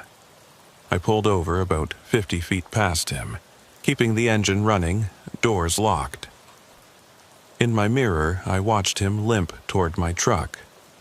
He was young, maybe mid-20s, clean-cut despite the blood and dirt. When he reached my window, I could see he was crying. "Please," he gasped, his voice hoarse. "Please help me. They're going to kill me. They killed the others." "Who's going to kill you?" I asked through the cracked window, my hand on the gear shift, ready to drive off at the first sign of trouble. "The Nightingales. The family at the farm. They're not what they seem. Please, I just need to get away from here. Please." He collapsed against my door, and I could see his injuries were real. Deep gashes on his scalp, bruising around his throat, what looked like defensive wounds on his hands. This wasn't makeup or staging. This kid had been through hell. Against my better judgment, I unlocked the door. "Get in. We'll call the police at the next town." He practically fell into the passenger seat, sobbing with relief. Thank you. Drive, please, just drive. They'll come looking soon." I pulled back onto the road, accelerating quickly. "What happened? Who are the Nightingales?" "Josiah Nightingale and his family," he said, constantly checking the side mirror. "They own a farm about 3 miles back. I was traveling with friends. Road trip from college. Our car broke down near their property. They offered to help, invited us in while we waited for a tow truck." He paused, wincing as he touched his ribs. "There were 4 of us. Me, my girlfriend Emma, and our friends Tyler and Madison. The Nightingales seemed so normal at first. Josiah, his wife, their son Bartholomew. They gave us food, let us use their phone. But the phone didn't work. They said the lines were down, happened all the time out here." "Where are your friends now?" I asked, though I was afraid I already knew the answer. "Dead. They're all dead." His voice broke completely. "The food was drugged. We all passed out. When I woke up, I was in their basement, we all were, chained to the walls. And there were others, remains. Oh God, the smell. I'd heard enough. I grabbed my CB radio, tried to raise anyone, but all I got was static. Cell phone showed no signal. We were in a dead zone, completely cut off." "How did you escape?" I asked, pushing the truck harder, watching the speedometer climb past 70. "Bartholomew, the son, he came down to work on Madison. She was screaming, begging. I managed to dislocate my thumb, slip the cuff. When he was distracted, I hit him with a pipe. I don't know if I killed him, I just ran, left the others, left Emma." He broke down completely then, sobbing uncontrollably. In my mirrors, I saw headlights, coming up fast. "That them?" I asked, He turned, looked, and went pale. The truck. That's their truck. Oh God, they found us. The vehicle behind us was gaining ground, an old Ford F-250, built like a tank, the kind of truck that could ram us off the road without taking much damage itself. I pushed my rig harder, but loaded as I was, I couldn't outrun them. "There's a gun in the glove box," I said. "Loaded. Can you shoot?" He fumbled with the latch, pulled out my .38 Special. I've never shot at a person before. Might not have a choice. The truck was right behind us now, high beams blinding in my mirrors. Then it swung out into the oncoming lane, pulling alongside us. I could see two figures in the cab, an older man driving and a younger one in the passenger seat. The younger one was pointing something at us. "Get down!" I shouted. The passenger window exploded. Wind roared through the cab as the kid fired back, wild shots that went nowhere near their target. The truck swerved away, fell back, then came again, this time ramming into my trailer, trying to jackknife us. I fought to control the rig, years of experience keeping us on the road. But they kept coming, ramming us again and again. We were coming up on a sharp curve, the kind that would flip a truck if you took it too fast. I had an idea. "Hold on," I said, and started to brake. The Ford shot past us, unable to slow in time. They took the curve at full speed, tires screaming. For a moment, I thought they'd make it. Then the truck tilted, caught the soft shoulder, and rolled. It went over 3 times before coming to rest upside down in a field. I should have kept driving, should have put miles between us and that wreck, but I had to. No, had to be sure. I pulled over, grabbed a flashlight and my tire iron. "Stay here," I told the kid. "If anything happens, drive. Don't look back." I approached the overturned truck carefully. The cab was crushed, windows blown out. I could see the driver, the older man, clearly dead, his neck at an impossible angle. But the passenger side was empty, the door hanging open.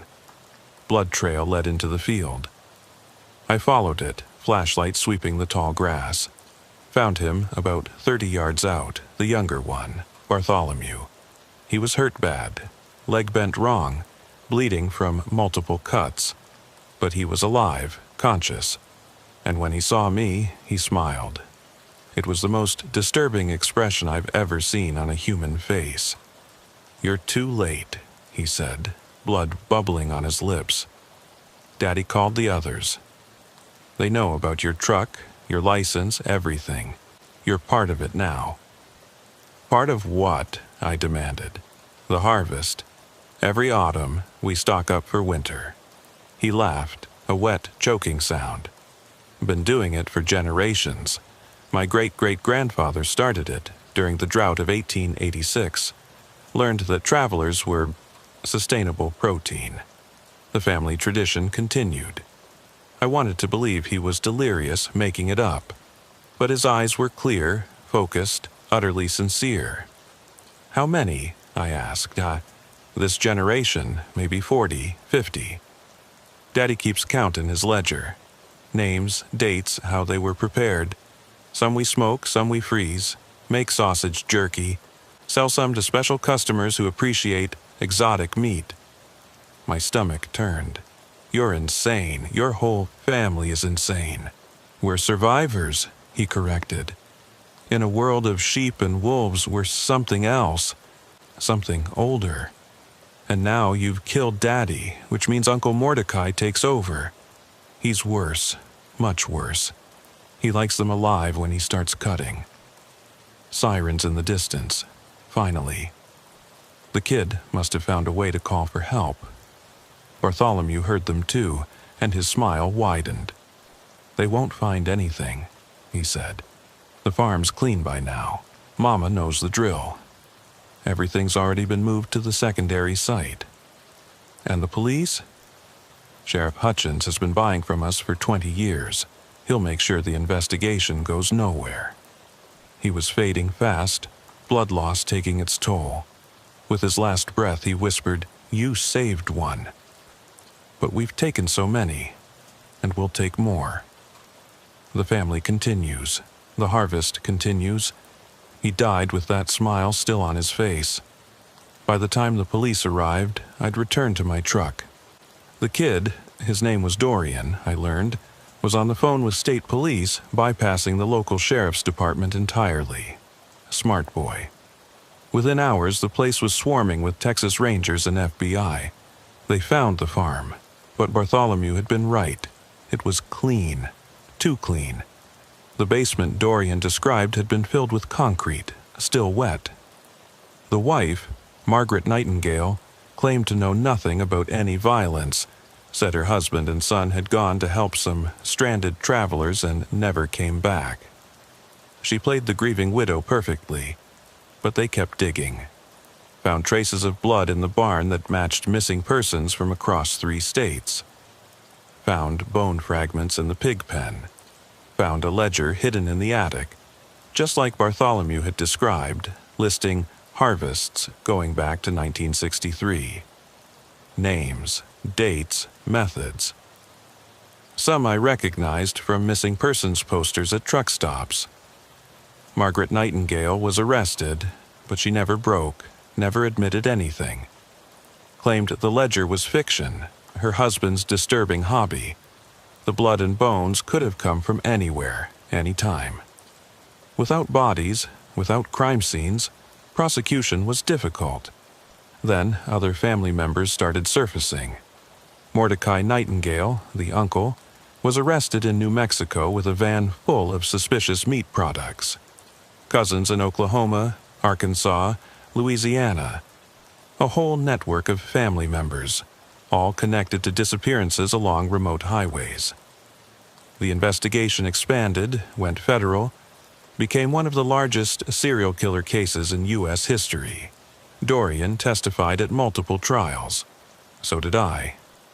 We told our story again and again, reliving that night each time. Dorian identified jewelry found at the farm as belonging to his girlfriend Emma. That, plus DNA evidence, was enough for some convictions. Margaret got life without parole. Mordecai got the death penalty. Others got various sentences or disappeared before they could be arrested. But the investigation also revealed how deep the rot went. Sheriff Hutchins committed suicide before he could be arrested. Several other local officials were implicated. There were customers, people who knew exactly what they were buying, who paid premium prices for the Nightingales' special meat.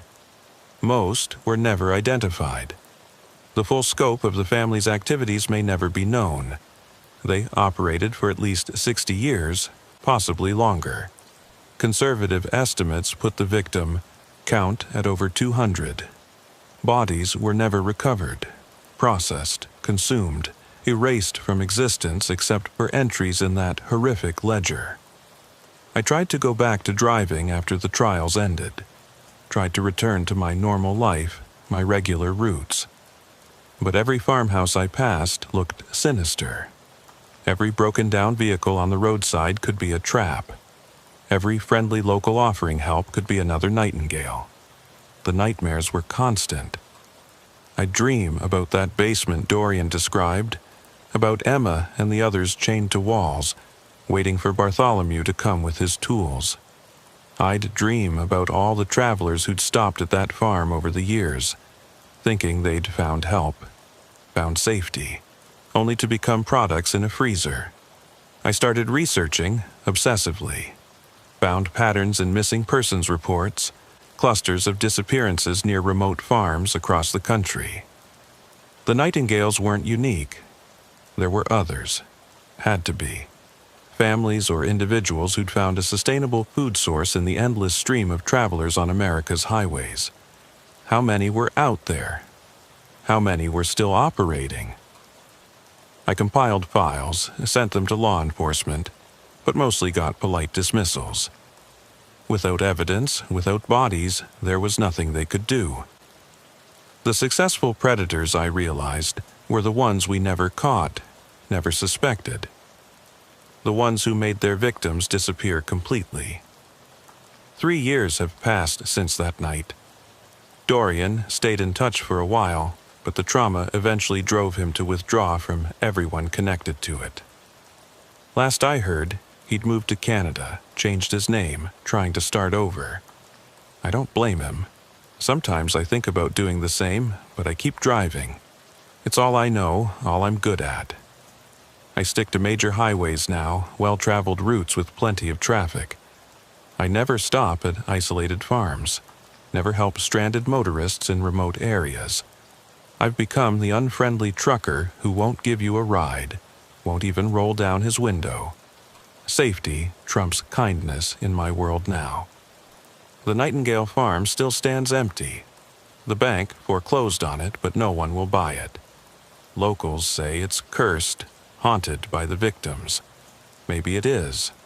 Or maybe it's just an old farmhouse rotting away like a bad tooth in the Texas landscape.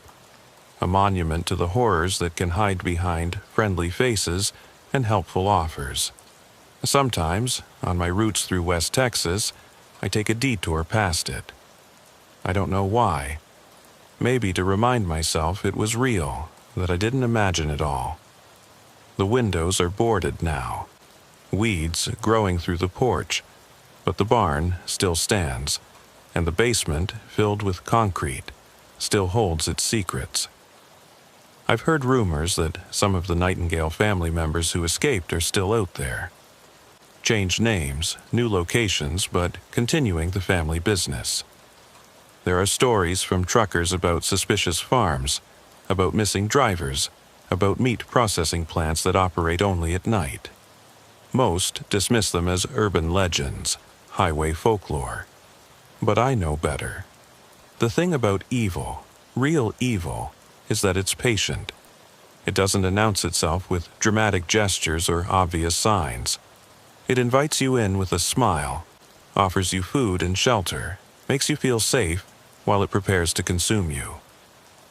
The Nightingales understood this. They survived for generations by being helpful, friendly, normal, right up until they weren't. I think about Dorian's friends often. Emma, Tyler, Madison, young people on an adventure, road tripping through Texas, probably posting photos on social media, planning their futures. They thought their biggest worry was a broken-down car. They had no idea they were driving into a generational horror, a family tradition of murder and cannibalism that had lasted longer than most businesses. The official investigation concluded that the Nightingales chose victims carefully. Travelers from out of state, people without strong local connections, those whose disappearances might not be immediately noticed. They avoided killing locally, maintained good relationships with neighbors, participated in community events. They were pillars of the community who happened to be serial killers. But they made one mistake. They took Dorian and his friends as a group. Usually, they targeted solo travelers or couples at most. 4 young college students was ambitious, greedy, and it was their downfall.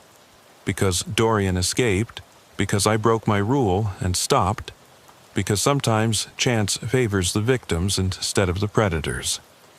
I keep a photo in my truck now. It was in the newspaper during the trial. Emma, Tyler, Madison, and Dorian at the start of their road trip. They're smiling, excited, ready for adventure.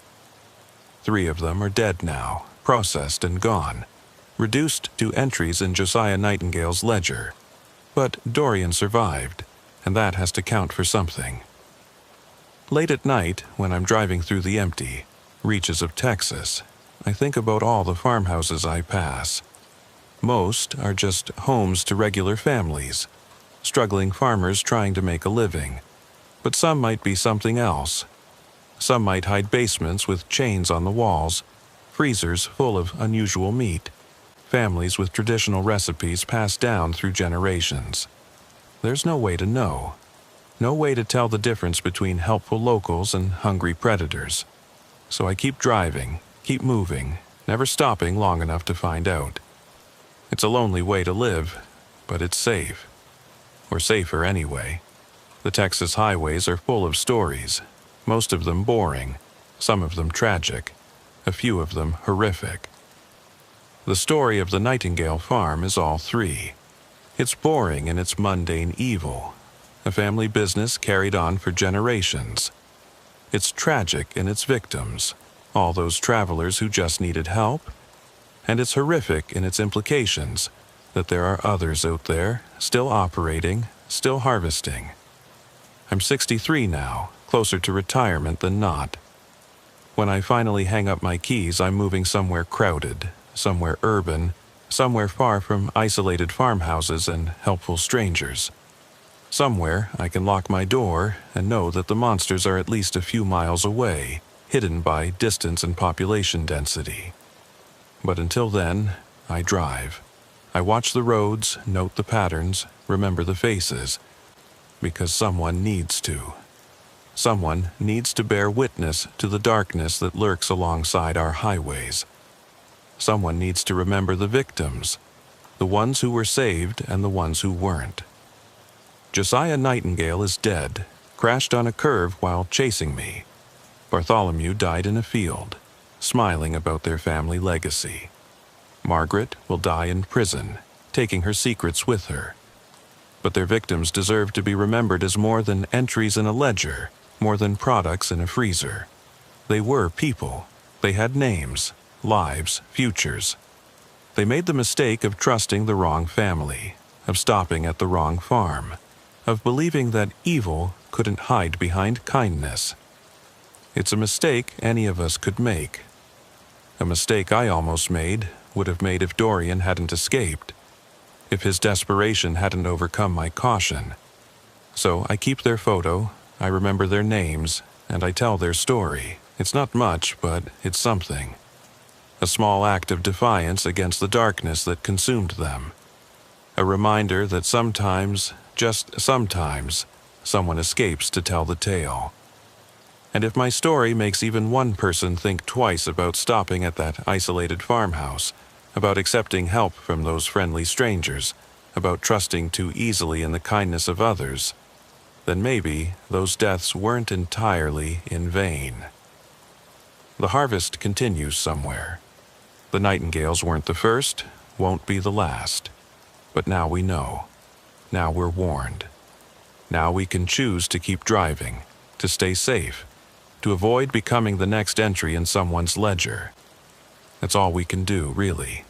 Stay alert, stay moving, and never forget that monsters are real. They don't live under beds or in closets. They live in farmhouses, drive pickup trucks, and offer help with a smile. They've been doing it for generations, and they're very, very good at it. But sometimes, just sometimes, someone escapes. Someone like Dorian, who lived to tell the tale. Someone like me, who stopped to help and lived to regret it. We're the lucky ones, the statistical anomalies, the ones who glimpsed the horror and survived. We carry that knowledge now, that burden. The certainty that evil exists, that it's organized, generational, and hidden in plain sight. We know that the friendly farmer might be a killer, that the helpful family might be hungry, that the isolated farmhouse might be a slaughterhouse. It's not a comfortable knowledge. It changes you, makes you suspicious, paranoid even. But it also keeps you alive. And in a world where families like the Nightingales exist, staying alive is victory enough. So, I drive, I remember, I warn others when I can, and I never, ever stop at isolated farmhouses anymore, because I've seen what's inside them, what they're capable of, what they've been doing for generations. The Nightingale Farm is empty now, but others are still occupied, still operational, still hungry. They're waiting for the next breakdown, the next lost traveler, the next victim. Waiting with smiles and offers of help, with drugged food and chains in the basement, with family traditions that should have died out centuries ago. But they didn't die out. They evolved, adapted, survived, and they're still out there, somewhere, on some remote farm along some lonely highway, waiting, always waiting, and we drive past them every day, never knowing how close we've come to becoming their next harvest. My name is Zachariah Coldwell, and for 31 years, I've hauled cargo across every back road and highway in Texas. I've seen it all, or thought I had. But what I witnessed at that warehouse complex outside Laredo in November 2021 taught me that some cargo should never be moved. Some facilities should never be entered, and some secrets are worth dying to expose.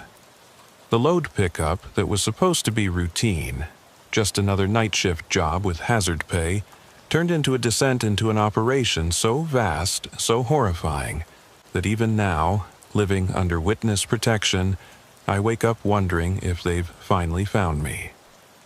It started with a call from a broker I'd never worked with before. The pay was exceptional. $5,000 for a single night's run from Laredo to a private facility near Brownsville. The cargo was listed as medical equipment, requiring refrigeration and careful handling. The pickup was scheduled for 2 a.m. at a warehouse complex in an industrial district that had seen better days. I should have known something was wrong when they required a background check, blood test, and signed NDAS just to take the job.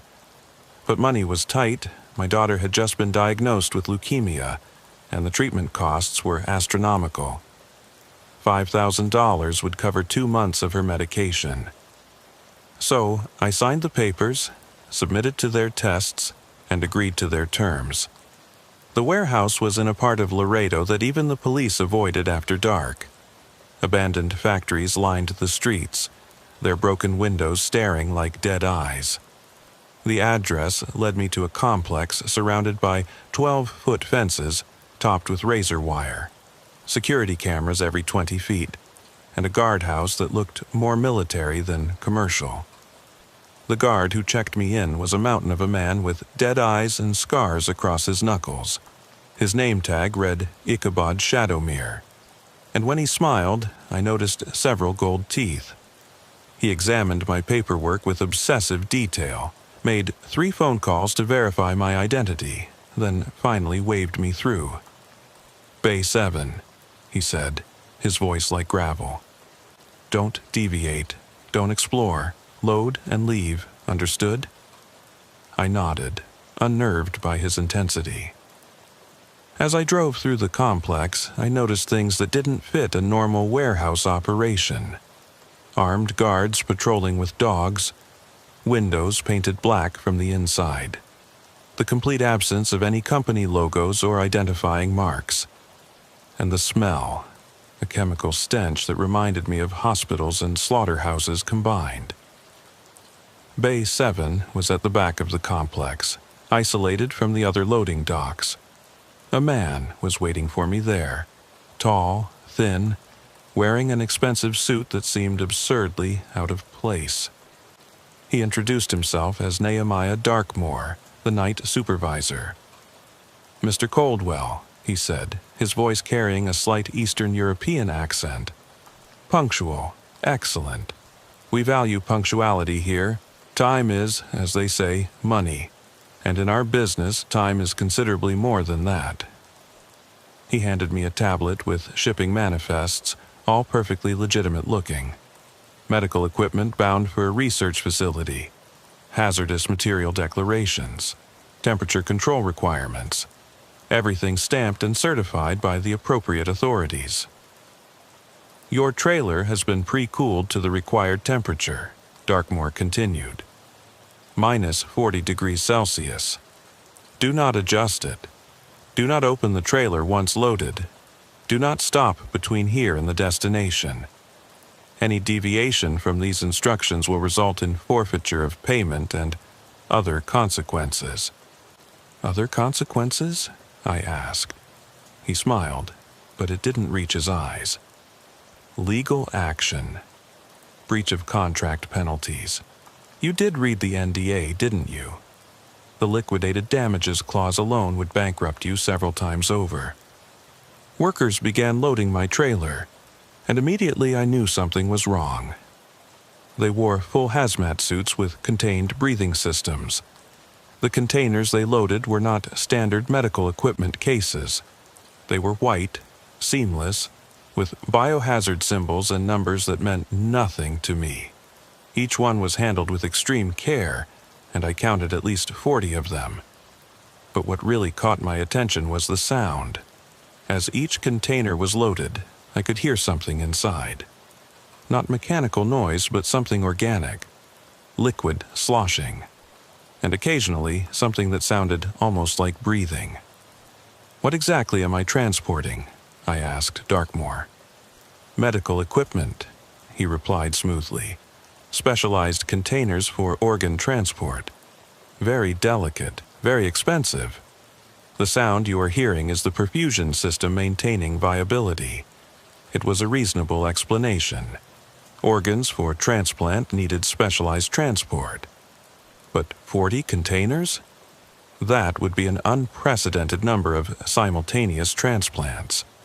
And the security, the secrecy, the middle-of-the-night timing, none of it added up. As they finished loading, one of the workers stumbled, dropping his end of a container. It hit the ground with a wet thud, and for a moment a seam appeared in its surface.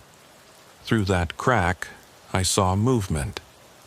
Not mechanical, but biological. Something pale and pulsing. The reaction was immediate. Darkmoor barked orders in a language I didn't recognize. Guards appeared from nowhere. The worker who dropped the container was grabbed and dragged away, his protests muffled by his hazmat suit. Others rushed to reseal the container, spraying it with something that made the seam disappear. "Minor breach," Darkmoor said, though I could see sweat on his forehead despite the cool night. "Contained. No contamination. Your safety is not at risk." "What's really in those containers?" I demanded. His expression hardened. "Mr. Coldwell, you're being paid not to ask questions. I suggest you remember that. Now, time is critical. You need to depart immediately." As I climbed into my cab, I noticed one of the workers had dropped something. A laminated card that must have fallen from his pocket. I palmed it quickly, planning to look at it later. The guardhouse exit was even more thorough than entry.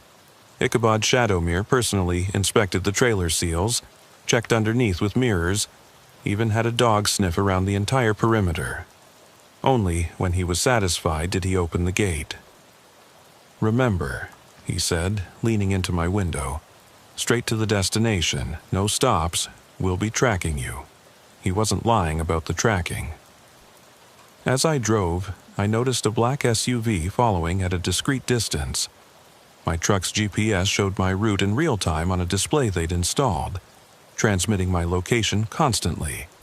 Any deviation would be immediately noticed. But about 30 miles out of Laredo, cruising down Highway 83 in the dead of night, something went wrong. The refrigeration unit on my trailer started making an unhealthy grinding noise. The temperature gauge began climbing. -40 to -30, -20 still rising. I called the number Darkmoor had given me. He answered on the first ring, like he'd been waiting. "Problem with the cooling unit," I reported. "Temperatures rising." I heard him curse in that foreign language. "How fast?" "About a degree every minute. At this rate, it'll reach ambient temperature in less than an hour." There was a pause, then rapid conversation in the background. "There's a facility 20 miles ahead. Abandoned truck stop off exit 314. Pull in there. We'll meet you." The abandoned truck stop was anything but. As soon as I pulled in, lights blazed to life. Multiple vehicles converged on my location. Darkmoor arrived in a helicopter, of all things, landing in the parking lot like it was perfectly normal. Technical crews swarmed my trailer, but even I could tell they were fighting a losing battle. The refrigeration unit was dead, and the temperature inside was rising rapidly. Then I heard it. Screaming. Muffled but unmistakable, coming from inside the containers. "Get him out of here," Darkmoor ordered, and guards moved toward me. That's when I made a decision that probably saved my life and doomed it at the same time. I'd been recording on my phone since the warehouse, hidden in my shirt pocket. I ran for my truck, locked the doors, and started a live stream to every platform I could think of. "My name is Zachariah Coldwell," I said to the camera. "I'm at an abandoned truck stop off Highway 83, exit 314. I'm transporting something for a company I don't know, and people are screaming inside the containers. If something happens to me..." The window exploded. Guards dragged me out, but it was too late. The stream was live. Hundreds were already watching. Someone destroyed my phone, but the damage was done. What happened next was chaos. The containers in my trailer began rupturing. Not exploding, but opening from the inside. What came out... I still have nightmares about what came out. They were human, or had been human. But they'd been modified, changed at a fundamental level. Extra organs growing outside their bodies. Limbs that bent in impossible directions. Some had additional eyes, others had none. They moved wrong, breathed wrong, existed wrong. And they were in agony, screaming in pitches that human throats shouldn't be able to produce. Darkmoor's team tried to contain them, but these things, these former people, were beyond help. Some collapsed immediately, unable to survive outside their controlled environment. Others ran into the desert, howling. A few attacked the workers, displaying strength and speed that defied their twisted anatomies. In the chaos, I heard Darkmoor on his phone. "Total breach. Site compromised. Execute Protocol 7. I knew what that meant. They were going to clean up, eliminate witnesses, destroy evidence, including me. But my livestream had done its job. Police were already responding to viewer calls. News. Helicopters were inbound. The first sheriff's car arrived just as Darkmoor's men were advancing on me with zip ties and a black hood. What followed was a standoff. Local police, then state troopers, then FBI, all converging on this abandoned truck stop that was suddenly the center of a biological nightmare. Darkmoor and his team couldn't kill everyone, couldn't contain what was happening. Some of the escaped things were found miles away, their twisted bodies finally giving out in the desert. The investigation that followed revealed a horror beyond imagination. The warehouse in Laredo was one of dozens across the country. They were intake points for a massive human experimentation network. Homeless people, undocumented immigrants, anyone who wouldn't be immediately missed. They were taken, subjected to radical biological modifications, then transported to black sites for further study. The laminated card I'd found was a shipping schedule. Dates, locations, container numbers. But the destinations were all in code, and the origin points were varied: Houston, Phoenix, Atlanta. This was nationwide, possibly global. The experiments were supposedly for medical advancement, growing extra organs for harvesting, testing the limits of human modification, trying to create biological systems that could survive extreme environments. But it had gone beyond science into something monstrous. The subjects were kept alive through their modifications, conscious and aware of what had been done to them. Darkmoor disappeared during the chaos. Ichabod Shadowmere was found dead in the guardhouse, apparent suicide by cyanide.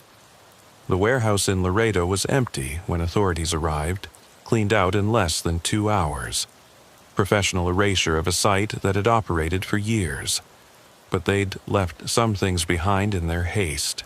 Documents referring to Project Chrysalis, references to buyers in China, Russia, North Korea, payment records showing millions of dollars flowing through shell companies, and photographs, hundreds of them, documenting the progression of human subjects through various stages of modification. I was placed in witness protection immediately. The live stream had made me too visible to simply disappear, but it also made me a target. 3 attempts have been made on my life in the past 2 years. Each time, the attackers were professionals who somehow knew exactly where I was. The FBI says they've shut down 7 facilities connected to Project Chrysalis. They've arrested dozens of people, workers, guards, even some medical professionals who were involved. But Nehemiah Darkmoor remains at large, along with what they estimate to be the core leadership of the operation. And the worst part? They don't think they've found everything. The network is too large, too well-funded, too deeply embedded. For every facility they find, there might be 2 more they don't know about. For every victim they identify, there could be dozens more who simply vanished into the system. I don't drive trucks anymore. Can't. Every time I see a refrigerated trailer, I remember the sounds from inside those containers. Every time I pass a warehouse, I wonder what's really inside. The highways I once loved now feel like arteries in some vast, sick organism, transporting horrors in the dark. My daughter's leukemia is in remission, thank God, but the money I earned that night, I couldn't keep it. Blood money. I donated it anonymously to a shelter for missing persons' families. It doesn't absolve me, but maybe it helps balance the scales slightly. The other drivers I've talked to, the ones who admit to taking similar jobs, all have the same haunted look. We know things are being transported on our highways that shouldn't exist. Medical equipment that screams, agricultural products that have human DNA, industrial supplies that require armed guards and hazmat suits. Most drivers don't ask questions. They need the money, have families to feed, bills to pay. They take the job, follow the instructions, cash the check, and try to forget. But forgetting isn't always possible. Sometimes the cargo makes noise. Sometimes it leaks. Sometimes it escapes. There's a network of us now, drivers who've seen too much. We share information carefully, anonymously. Strange pickups, suspicious facilities, cargo that doesn't match the manifests. We're trying to map the network, identify the operations, provide information to authorities who will listen. But we're fighting shadows. The organization behind Project Chrysalis has resources we can't match. They have people in law enforcement, government, healthcare. They know how to move without being seen, how to operate in the gaps between legitimate business and criminal enterprise. Last month, a driver I knew, someone who'd been asking too many questions, disappeared. His truck was found on Interstate 10 near San Antonio, empty, no sign of struggle. The official report says he abandoned it, walked away, but his family knows better. He'd never leave his rig, never abandon his route. He'd found something, and they silenced him for it. I live in a different state now, under a different name. But I still monitor the networks, still gather information, because someone has to. Someone has to bear witness to what's happening on our roads, in our warehouses, in the dark spaces of American commerce. The woman who handles my case at the FBI, Agent Martinez, tells me they're making progress. More arrests, more facilities discovered, more of the network exposed. But she also admits they're only seeing the tip of the iceberg. Project Chrysalis was just one operation among many. There are others, with different names, different methods, same fundamental evil. Human trafficking is one thing, she told me recently. But this is human transformation. They're not just moving people. They're changing them, selling them, using them as raw materials for something we don't fully understand yet. The nightmares are constant. I see those things that came out of my trailer, those twisted remnants of human beings. I hear their screams, smell the chemical stench of their modified bodies. I wonder who they were before, if they had families, if anyone is looking for them. But worse than the nightmares are the moments of clarity, when I realize that this is still happening. Right now, as I tell this story, there are trucks on the highways carrying similar cargo. There are warehouses processing human beings like inventory. There are facilities where people are being transformed into something else, something that serves purposes I don't want to imagine. Nehemiah Darkmoor is still out there. I've seen him twice in 2 years, or think I have. Once in a crowd at an airport, gone before I could be sure. Once in a car next to me at a red light, smiling that cold smile before driving away. Maybe it's paranoia. Maybe it's real. In this life, there's no way to be certain. The FBI wants me to testify at more trials, to help identify more facilities to continue being their star witness. But each appearance puts me at risk, exposes me to retaliation. They can't protect me forever, and we all know it. Eventually, the organization will find me. It's not a matter of if, but when. So I'm telling this story now, getting it all out while I can. Every detail I remember, every person involved, every location I know about. Because when they finally come for me, and they will come, at least the truth will survive. The truth about the warehouse in Laredo. About Nehemiah Darkmoor and Ichabod Shadowmere. About Project Chrysalis and the network of horror it represents. About the trucks carrying screaming cargo through the night. About the drivers who know but say nothing. About the vast conspiracy that operates in the shadows of American commerce. People need to know. Need to understand that the world is darker than they imagine. That humans are being harvested, modified, transformed, and trafficked. That the truck passing you on the highway might be carrying unspeakable cargo. That the warehouse in your industrial district might be a processing center for human beings. I was just a trucker trying to make some extra money for my sick daughter. I stumbled into this accidentally, saw things I wasn't meant to see, and now I'm marked for life. Or marked until death, more likely.